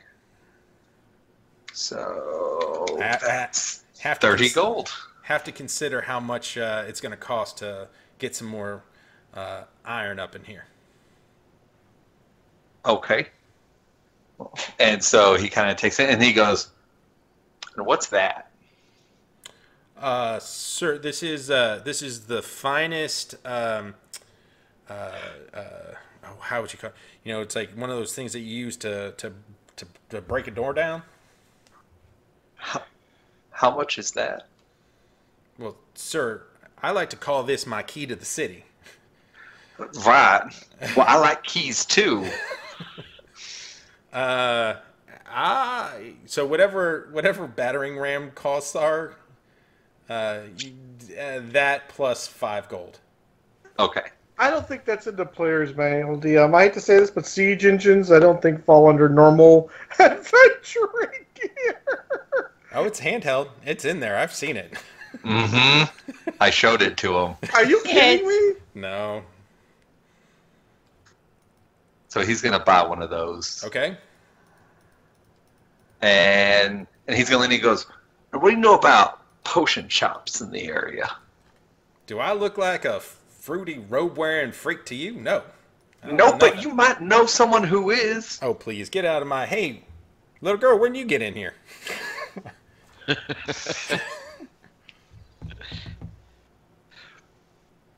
Crickets. Alessandra doesn't even realize we're talking about her.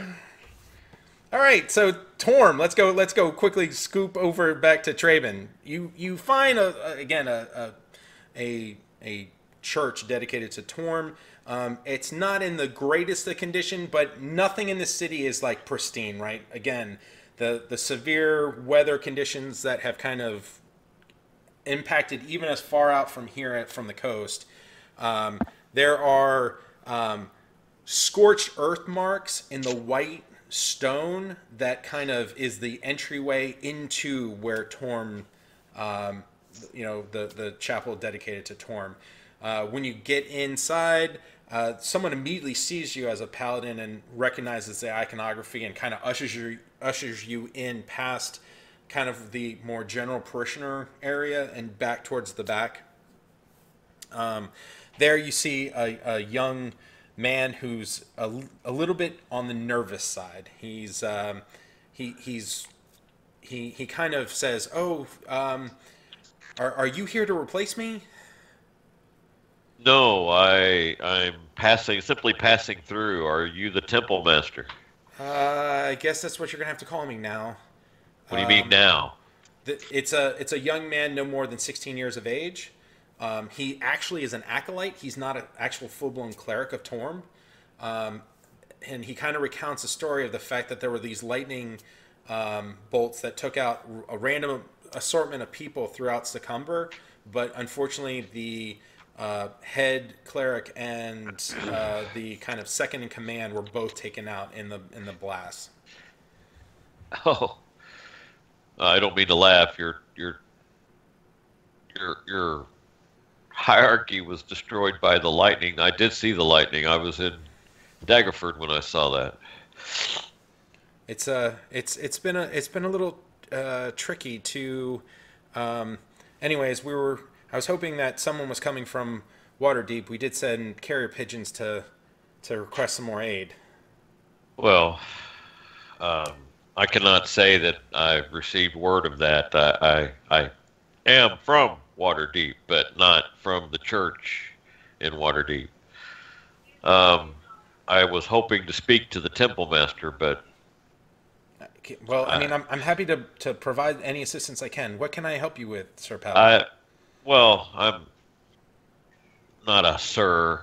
Um, uh, I'm sorry, I don't know how to address you. I'm kind of new to this. Traben is my name.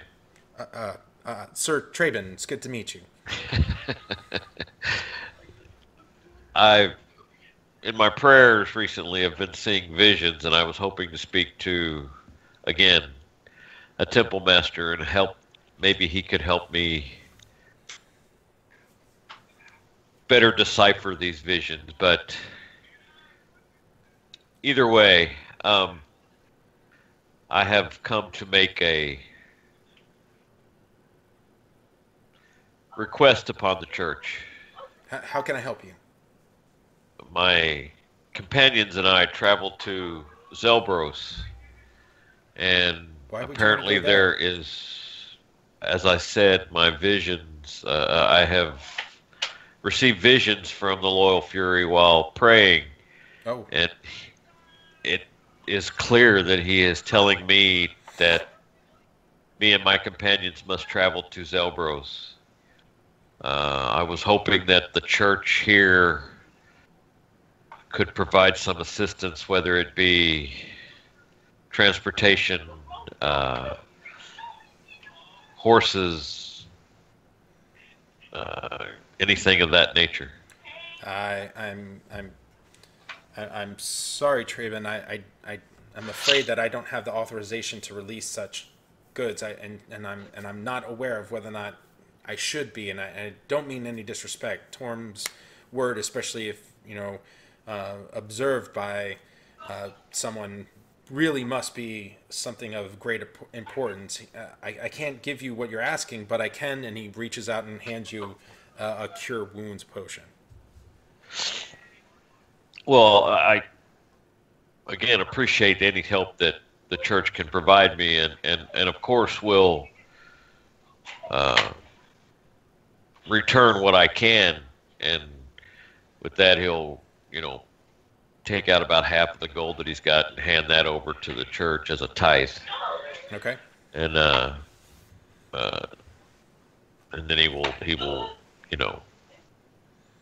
tell the young man that he appreciates everything that he can do for him and wish him good fortune, and ask, is there someplace in this strange town where he could find perhaps horses and other gear?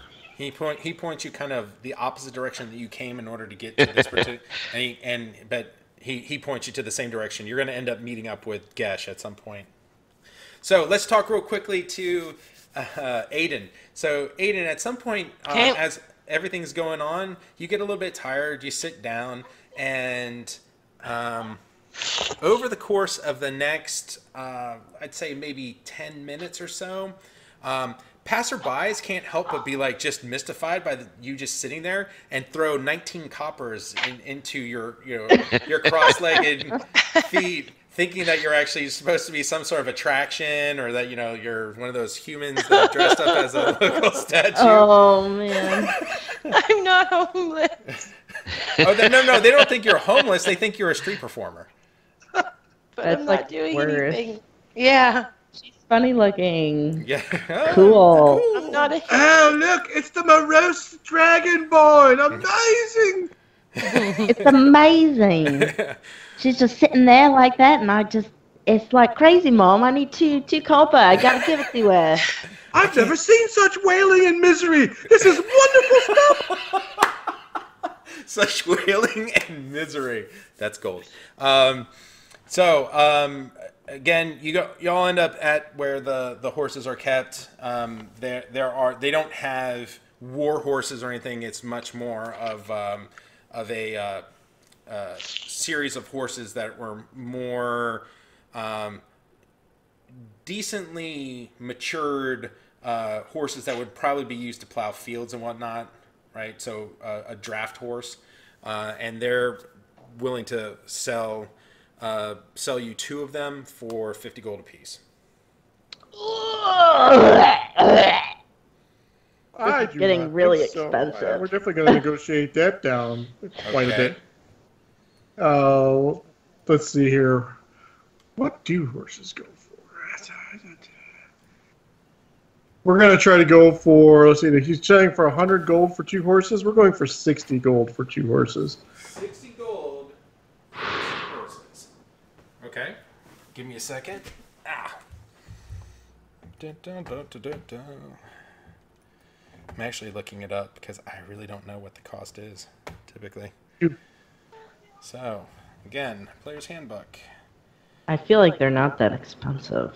Equipment, A draft horse? I don't know. mounts and vehicles. I don't know, like 25 gold. Pony would be 30. They're 100 gold apiece. Seriously? A draft horse is 50 gold. Oh, I just PHP. asked. I have a DM's guide on my Amazon Echo, so I just asked it, and she said it was 100 gold for like a stout, like a high class horse. So a draft horse horse is is 50 400. gold according to Okay. according to the player's handbook. So they weren't trying to rip you off, but they're kind of like it. So this is one of those few times that Gesh actually finds some interesting check boxes that he has to go. You know what? Maybe I'm misjudging Traben and his crazy midnight screams, because with the whole Shield of Torm and everything, the guy kind of acknowledges that he's selling to someone who is at least perceivably good aligned, and he goes, I'll knock off 5 apiece, so 45 per. So you will sell us 2 of your best horses for a total of 90 gold. 90 gold. That is correct. I can pay totally for one of them. He will tell the group. Can Arjack start making his way that way to horses? No, you'd be making your way back to Aiden, who's unfortunately sitting still cross-legged with coins, all So it's around just her. Gesh, her just Gesh and Traven. Okay. Tear-stained face, kind of confused. Arjack looks around and tosses a copper at her. Oh. I'll just like punch him in the leg and I'll say, that's not very nice. He'll give her a copper. You want to do it too? So Gesh is going I'll to try throw to it get him at down his to 80, face. by the way. He's going to try to get him down to 80. He's like, We are on a mission from Gad. and he goes, you know what? Roll persuasion. With your on a mission from Gad. I was gonna say the price is back up to 100 from that. I'm concerned. I don't believe you're really from Torm now. Yeah, no, he's kind of sticking to his guns to 90. He's like, I apologize. You know, I know you mean well. I am giving you a discount. This is not an easy thing for us to recover, and I don't know that you're going. He kind of makes an allusion to this whole notion. He's like, you know, my son's always been telling me what we should do is rent the horses, right? And then have the people go and then come back, and they can take carriages with them, and it'd be like a they haul, right? And then, but my problem is I don't know that they're ever going to return back to Succumber. This fella isn't named Avis, is he? No. Very well. So you It said hurts. that you can. It hurts. Yes, it does. Yes, it does. All right, so you can cover half of this then. Yes. He's like, but I will do you a favor. And he kind of like puts 2 sacks of horse feed across the backs of the horses. And you're like, that's fair. You can have that. Don't forget saddles. No, they're probably not going to be able to afford saddles. Yeah, we don't need Plus, saddles they're if we're just going to hook them to cart a wagon. They're cart horses. Yeah, we're hooking them to a wagon. We don't need saddles. Which I'm proficient in cart. There's a cart proficiency? Yes, I am proficient in it. A Yes. land vehicle, yep. Land That's a vehicle, tool. yeah. Yep. Oh, very Yep. nice. As Okay. per my background. Okay. So you all are leaving again from Succumber, right? Or I'm sorry, are you spending the night and spending more gold, or are you on your ways? Well, the one thing Gesh is going to do is get with the party saying, all right, let's see what you got here. Right? Yeah, if you all owe me, what is this here? Comes to 1, doing his abacus stuff here. Okay. Slide over, slide back, slide over, slide back, slide, slide, slide, slide, slide back. All right, I need 35 gold from each of you except for the paladin. Why? Okie dokie. Okay. Has Arjak not given up the 35 gold? He's asking, why do I gotta pay 35 gold? Wagon, horses, food, rope, warm blankets, stuff big enough for you to sit on. Why did you buy more rope? I got 150 feet of rope. Because you never know when you need more rope going into a ruin. I was Okay. very proud of that. Or if you fall to the bottom of the cliff with your rope And I could have pulled the cart, probably. for about 5 feet. My pull strength is... You would not have done And it then with you- all of them. None- in No, armor. hold on. 960 pounds. I will bet you. Yes, but double for or how nothing long? what you owe me that you can't pull this cart a mile out of this town with everything, us and the gear on it. That's what I'll bet you. How much does this cart weigh, Brian? You're going to lose the bet. Okay. Unless you have endurance. Sorry, Gesh. I'll tell you what, Gesh. I will arm wrestle you. And if I win, you pay my part of it. And if I lose, I'll pay mine and half of yours. Half. If you use Half. a triple. A triple. Uh-huh. No, I ain't betting triple. That's dumb. Okay. You beat me last time. All right. So, Well, see, it was 35. How about if I win, you pay mine, and if you win, I pay yours and you're mine. going the wrong way. 35, or you can walk. Fine, I don't want to walk. And he pays 35. All right, yeah, I already took mine off. All right, awesome. So, Thank you. I did mine too. again, you're not going to be able to get very far out of Succumber at this point before you have to start setting up camp. I mean, it's probably 3 o'clock, 3:30, but you will get at least slightly outside the city. The cart is being pulled along at a pretty good clip, and even though the cart is not what I would call quiet, right? I mean, you have that whole the road noise, the friction of the axle of the cart rubbing against metal on metal, plus the noise of the wooden wheels hitting the ground and kind of popping as it hits low and high points within the road. There's no pavement here. Okay, just make sure everyone understands this, right? And it's still quieter than Traben was sneaking up onto the thespian wagon. Yes, absolutely. So you make it just slightly out of Succumber, and there's a site a little bit down the road. Let me get this out real quick. How do I get back to the map if I closed it? Well, no need to worry about that because I'm about to give you a new one. Oh, look, a new map. Yeah, there you go. It's a And blank we need forest. to go ahead and put you all on the map. Who's sitting where in this cart? Arjek probably wouldn't fit in the cart, so he'd be riding up front, either driving or shotgun if someone else is. Actually, Alessandra should be driving, and he will Yeah, ride I'm shotgun. driving. Okay. I know if I drag one of them out. We have two now. Yeah, well, the other one wasn't right because. Yeah, no, I thought that if I dragged the little portrait, it would do that.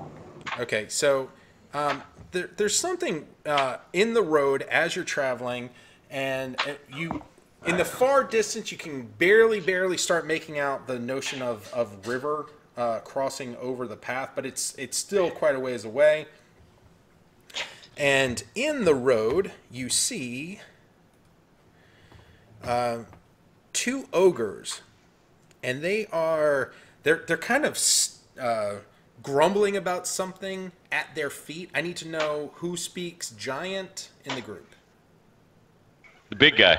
Okay. Yeah. So That's me. So Arjak, because they're not being quiet, they don't even hear the cart approach, and you are well. Let's go ahead and make this a little bit more. Move them out just a little bit more away from you all. They are not looking at you, though. They have their back to you, and they're looking at what appears to be just a mangled mess of wood and some sort of mechanical thing. And Arjak, you can just barely make out because they are screaming at one another at this point. Them going, "You broke it! No, you broke it! Who's gonna tell Guh who broke it? I'm not telling him because you broke it." And so they're staring and they're just screaming at each other over and over the same sorts of thing. And at some point you hear the, "No, you, no, no, you," and they are just transfixed on this what appears to be something that is mechanical and probably was at one point something that they would maybe fight a siege battle with, maybe. Like a trebuchet? Yeah, maybe. I mean, and it's all kind of shattered, but for a trebuchet, it's really small. You know, you're like thinking, is it a catapult? Is it a trebuchet? Whatever it is, it's not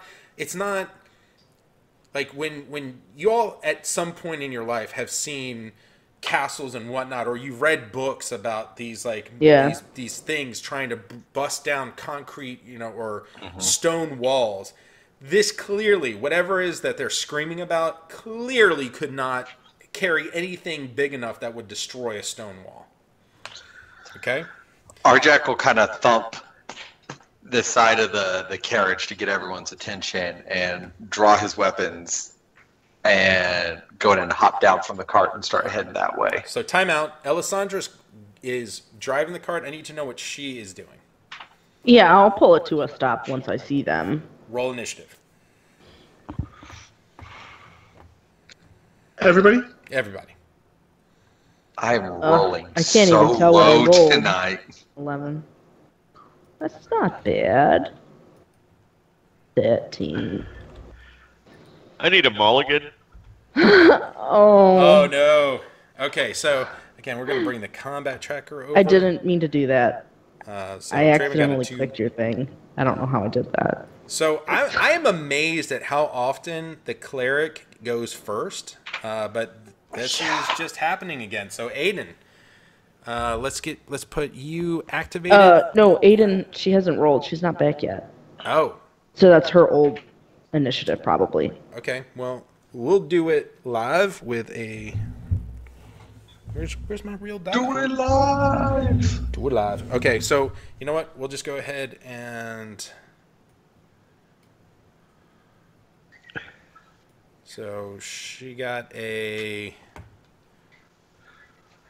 So she ends up with a 10. Okay. So combat starts with Ogre 1 finally noticing as the kind of cart comes to a complete stop and there's a bit of a squeak of metal on metal, turns around and goes, "Hey!" And he grabs a javelin from his back and just launches it at Alessandra. Oh, shit. I came and talked to him first. There's no conversation. Oh shit. Well, if Oops. you want to talk Darn. on... Oh, wait a minute. Did Aiden re-roll now? Oh, did you roll for me while I was gone? No, but that's fine. Okay, so never mind. Okay. and rewind time. And Aiden, there's the two ogres. They haven't quite turned around just yet, but they are screaming at each other. And with the cart coming to a complete halt, there's an immediate squeak on the cart, which means you are not surprising them at all. You go. Oh, okay. I will cast Bless Okay, on which three? on the 3 meleeers. Okay. Oh, we had a long rest, right? Yep. Yes. You would have had it on the boat ride. So Okay. did I need to do that? Did everyone I did it to myself. stop doing that? Anyways, I'm gonna go ahead and do the long rest. And of course, unfortunately, by doing that, jacked up initiative, reroll initiative. Bless still went off. Wonder if I could roll a 1 again. Hey, that was better. It is better. Do I have to roll again too? No, we'll give you 17 because you went first. Ow, ow, So Gesh, you're the only one who I don't have a roll for. ow. Oh, you rolled No, he did. intimidation, He Gash. rolled. Oh, yeah. All right. So Aiden just went, casted, but I don't know that the other. Can you redo your bless? Oh, What does Bless do?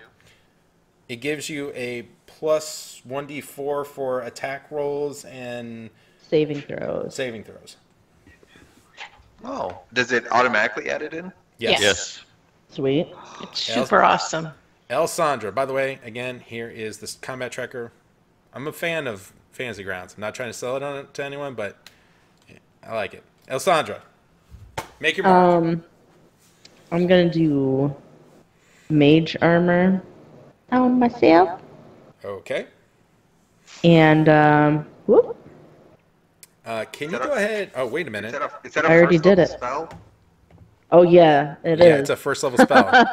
Is that a Give me- first level First spell? level spell. Oops. Nope. I got you guys. I told you I'd watch for it this time. Okay, so nothing crazy has happened, but you did, Gesh, again, you kind of noticed that kind of strange arcing blue magic kind of course through her body as she's Are like, you one of those sorcerers? Let's blow up the party by accident with a Oh. fireball sorcerer. Yeah. Gash kind of like scoots a little bit. Oh. I will get off the wagon, which I'm assuming is like 10 feet of movement, Sure. or jumping down isn't. sure, Would that be 5 feet? Yeah. Whatever. we'll do 10. Especially for you, it just kind of seems farther for you. Yeah. I'm not on a square. I think that's a square. This is card. That's a square.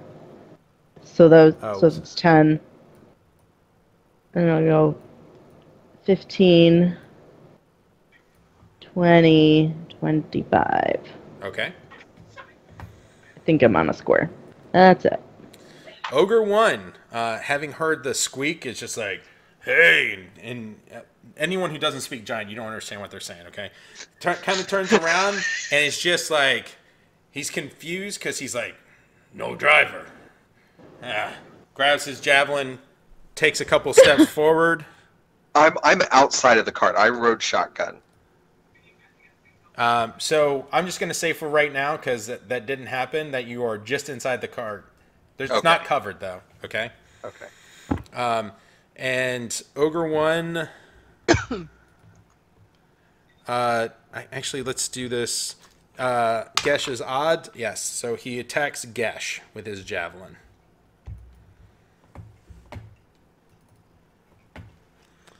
Oh, rolls a natural 20.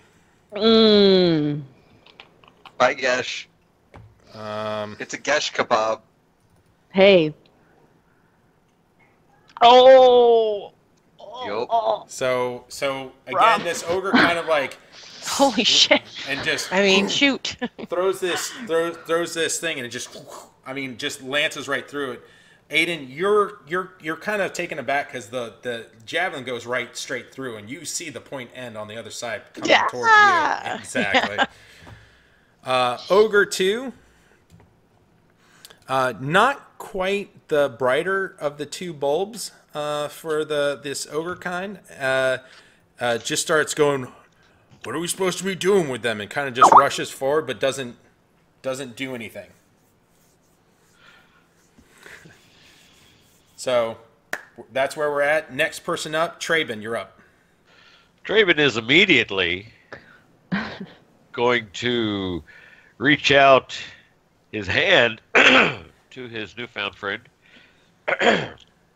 and put both hands, because he hasn't even drawn his sword yet. He's going to put both hands on Gesh and start praying to Torm.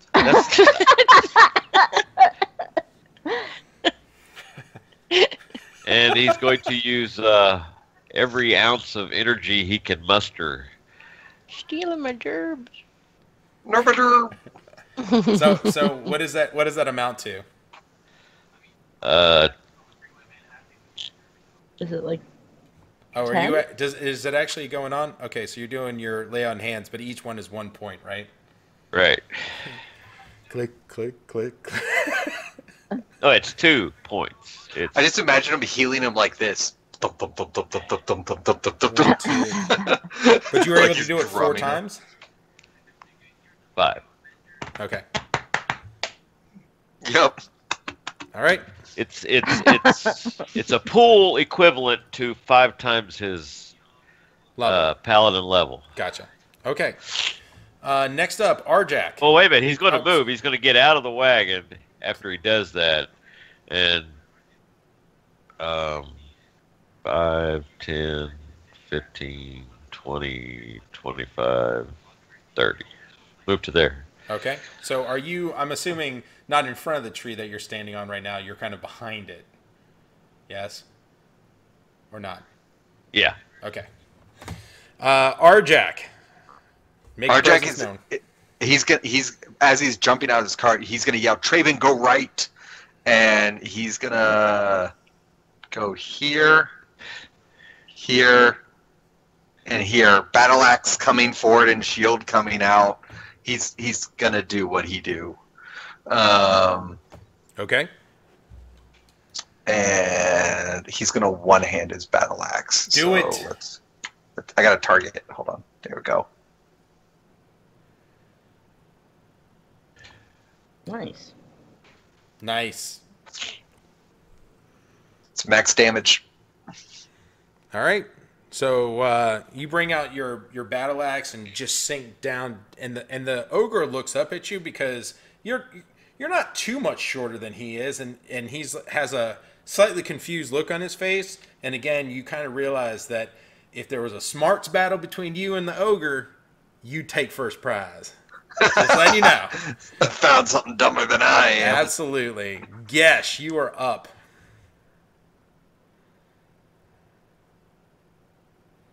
You're muted. Because I'm pressing a button that doesn't exist or work on this. Focusing on Ogre 1, who decided to turn me into a Gesh kebab. Gesh will call out, "Leave this area," and command on him.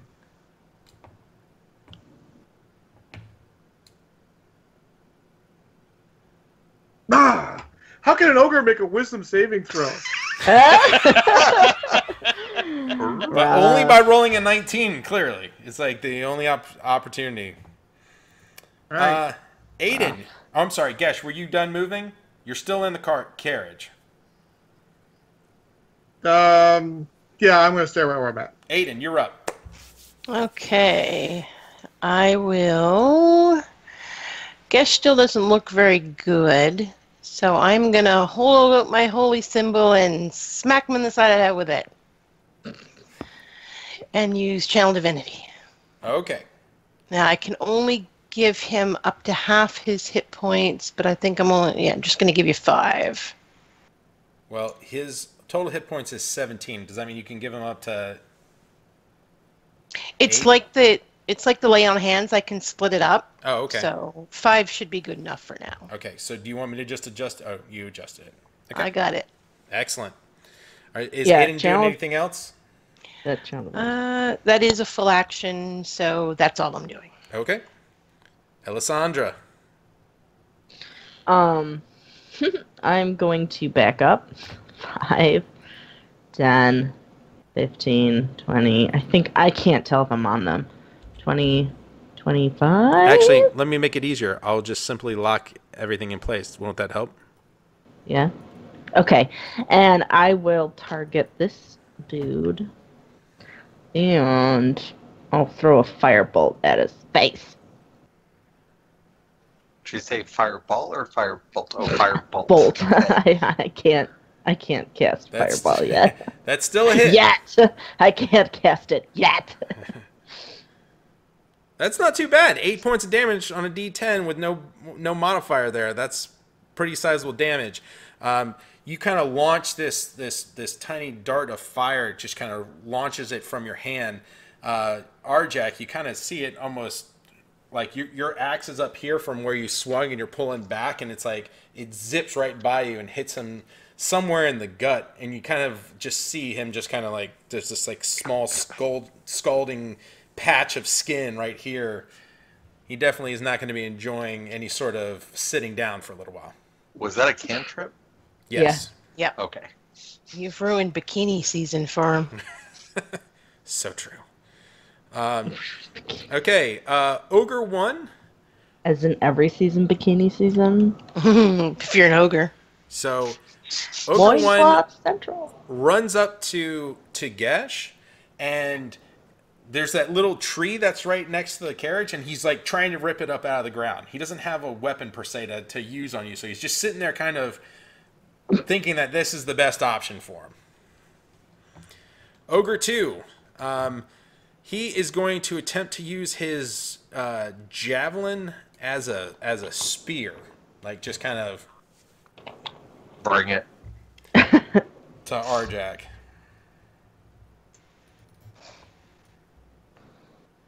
Oh, good, man, good. even with Holy a cow. AC, so Arjak is sporting a little bit more than an AC 18, and the ogre is frustrated as he kind of goes and like spear or the makeshift spear goes right by him. Traben, you are up.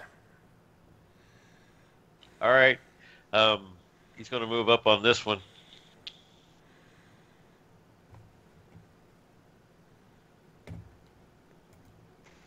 Okay. And he is going to swing at it. Make it happen. Swing away. Nice. And when he hits, he will call on Torm to provide him some extra oomph. Throw a divine smite. Okay.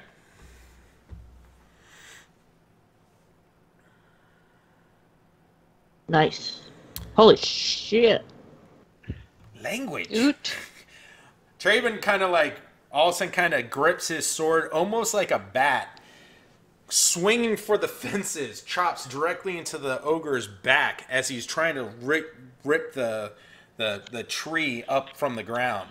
And it's just positioned in such a great way that when he connects, this extra pulse of clerical or holy energy, what, divine energy, Yes.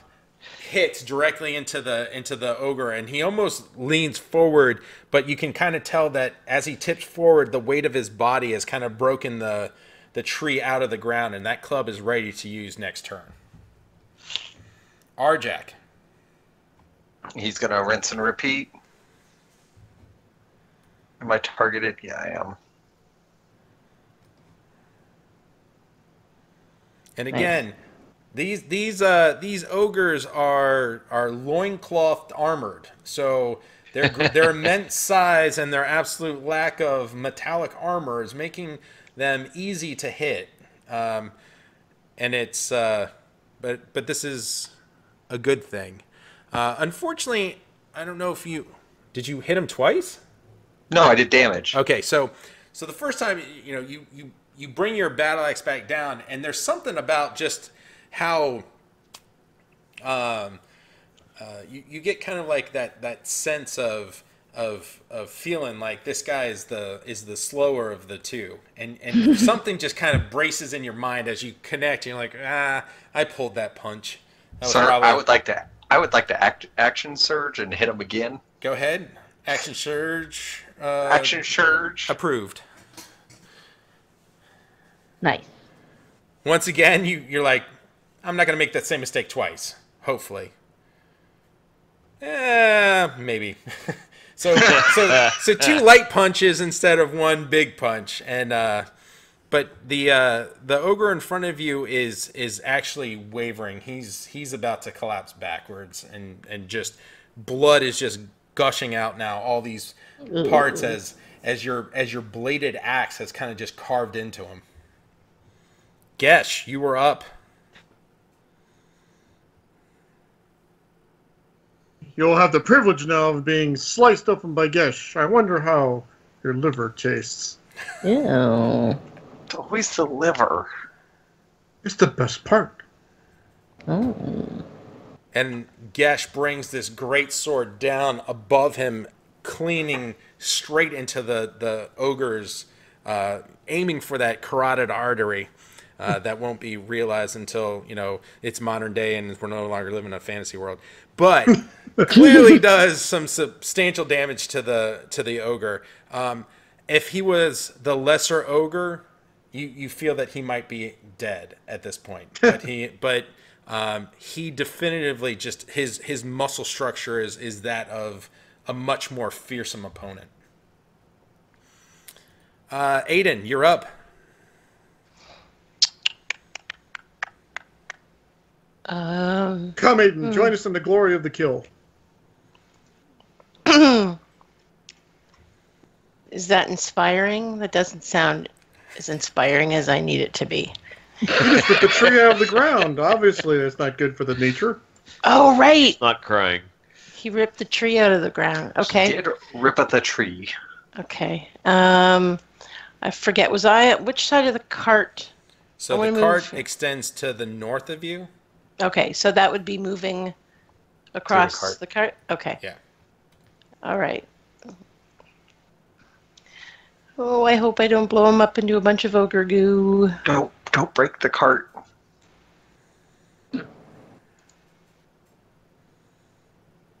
And that is a hit with your guiding bolt. Let's just see how gross the damage becomes. Not that bad. So definitely there was something about that scout that you just eviscerated with your guiding bolt that just isn't the same thing here. It's more like you feel like it's more of a fair fight. Maybe you're a little intimidated. Right? No, I scream tree killer die. Oh, okay. Oh, my bad. Then clearly your patron deity was afraid that if she gave you the kill that it might warp you more so than needed. We're just trying to get on our way, but no, we have to run into some tree murderers on the way. When will we ever learn? Yeah, that kind of happens in my games. I'm sorry.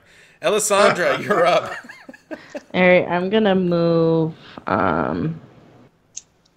here. Okay. Since it seems like things are wrapping up. Now, I will tell you that from where you're looking at, you do not have line of sight to Ogre 1. The cart would be in your way in such a way that you would not be able to see him. Okay. I'm not. I'm just gonna concentrate on Ogre 2. Okay. So I will try that. Damage. Wow. And again, with one more firebolt, that the smaller ogre is just completely careened down, crashing in front of Arjak, dead. So, Ogre 1, he now has his tree in hand and is kind of frustrated. He doesn't know exactly who to attack. Ends up being Traven. Do your best, beast. Famous last words. You have to stop telling that to the other side. You know that, right? Oh man! Ooh, nice. But again, that tree swing, and it is clean, man. Traben, you can feel just the branches just slowly brush against your face in a swift whipping motion that you get the sense, if it had been any closer, this could have been bad. But unfortunately it wasn't, and now Traben, it's your turn. Torm, ensure my blade strikes true.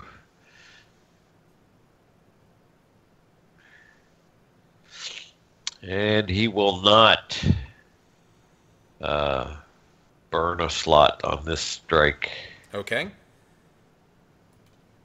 Maybe. No, not going to. Nice. Oh, he's still not dead.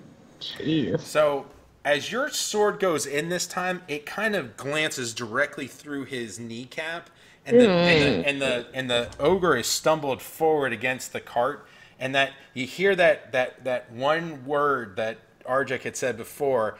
Don't let the cart get the front wheel on that side is now kind of crushed under the weight of the ogre, who's kind of hit it pretty hard.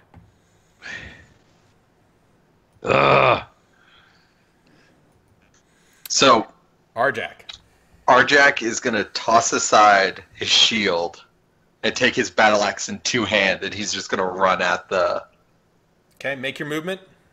There you go. And if you're going to attack me later, let me know, because I got to adjust my AC. And he will target... Don't miss. Yeah, don't miss.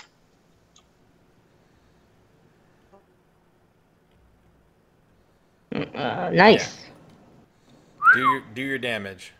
The Pretty blast. much no matter what you roll, because your strength bonus was more hit points than the guy had. So again, Arjek just almost. No, you know what? Tell me how it ended, Arjak. So Arjak's going to run up, and as he comes, he's two-handed. He's going to swing it around, kneecap the guy, and as he's like falling back, just right in the throat. Okay, so this almost backwards clothesline that has occurred. Yep. And unfortunately, again, the cart is not level anymore, right?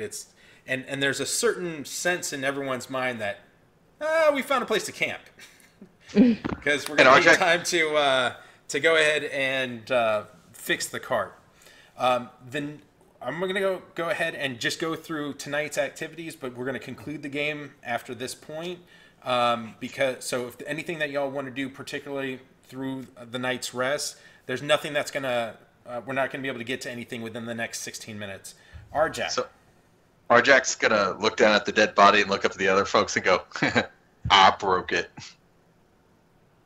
Okay. You get to keep it. I don't think And that's you something can to fix really it. be proud of. So And then he realizes they don't speak giant. Oh, it's off to get a shield. is there anything that you all would like to do? I mean, some people are going to have to set aside time to fix the cart. Yeah. Aiden has to do some I'll- planting. 'cause I of will tree help murder. cart. Because Arjak will I am lift. fishing in cart. Well, I figured- also, if we're going to be here for a while, I think they would probably go look at the piece of equipment that these two were arguing about and try to Sure, decipher yeah. exactly what that is. Okay. Let's try to figure out if I am a character sheet, what skill would I use in order to determine? Let's do investigation with disadvantage. Can I do that? Absolutely, as soon as you get the wheel back on by yourself. Okay.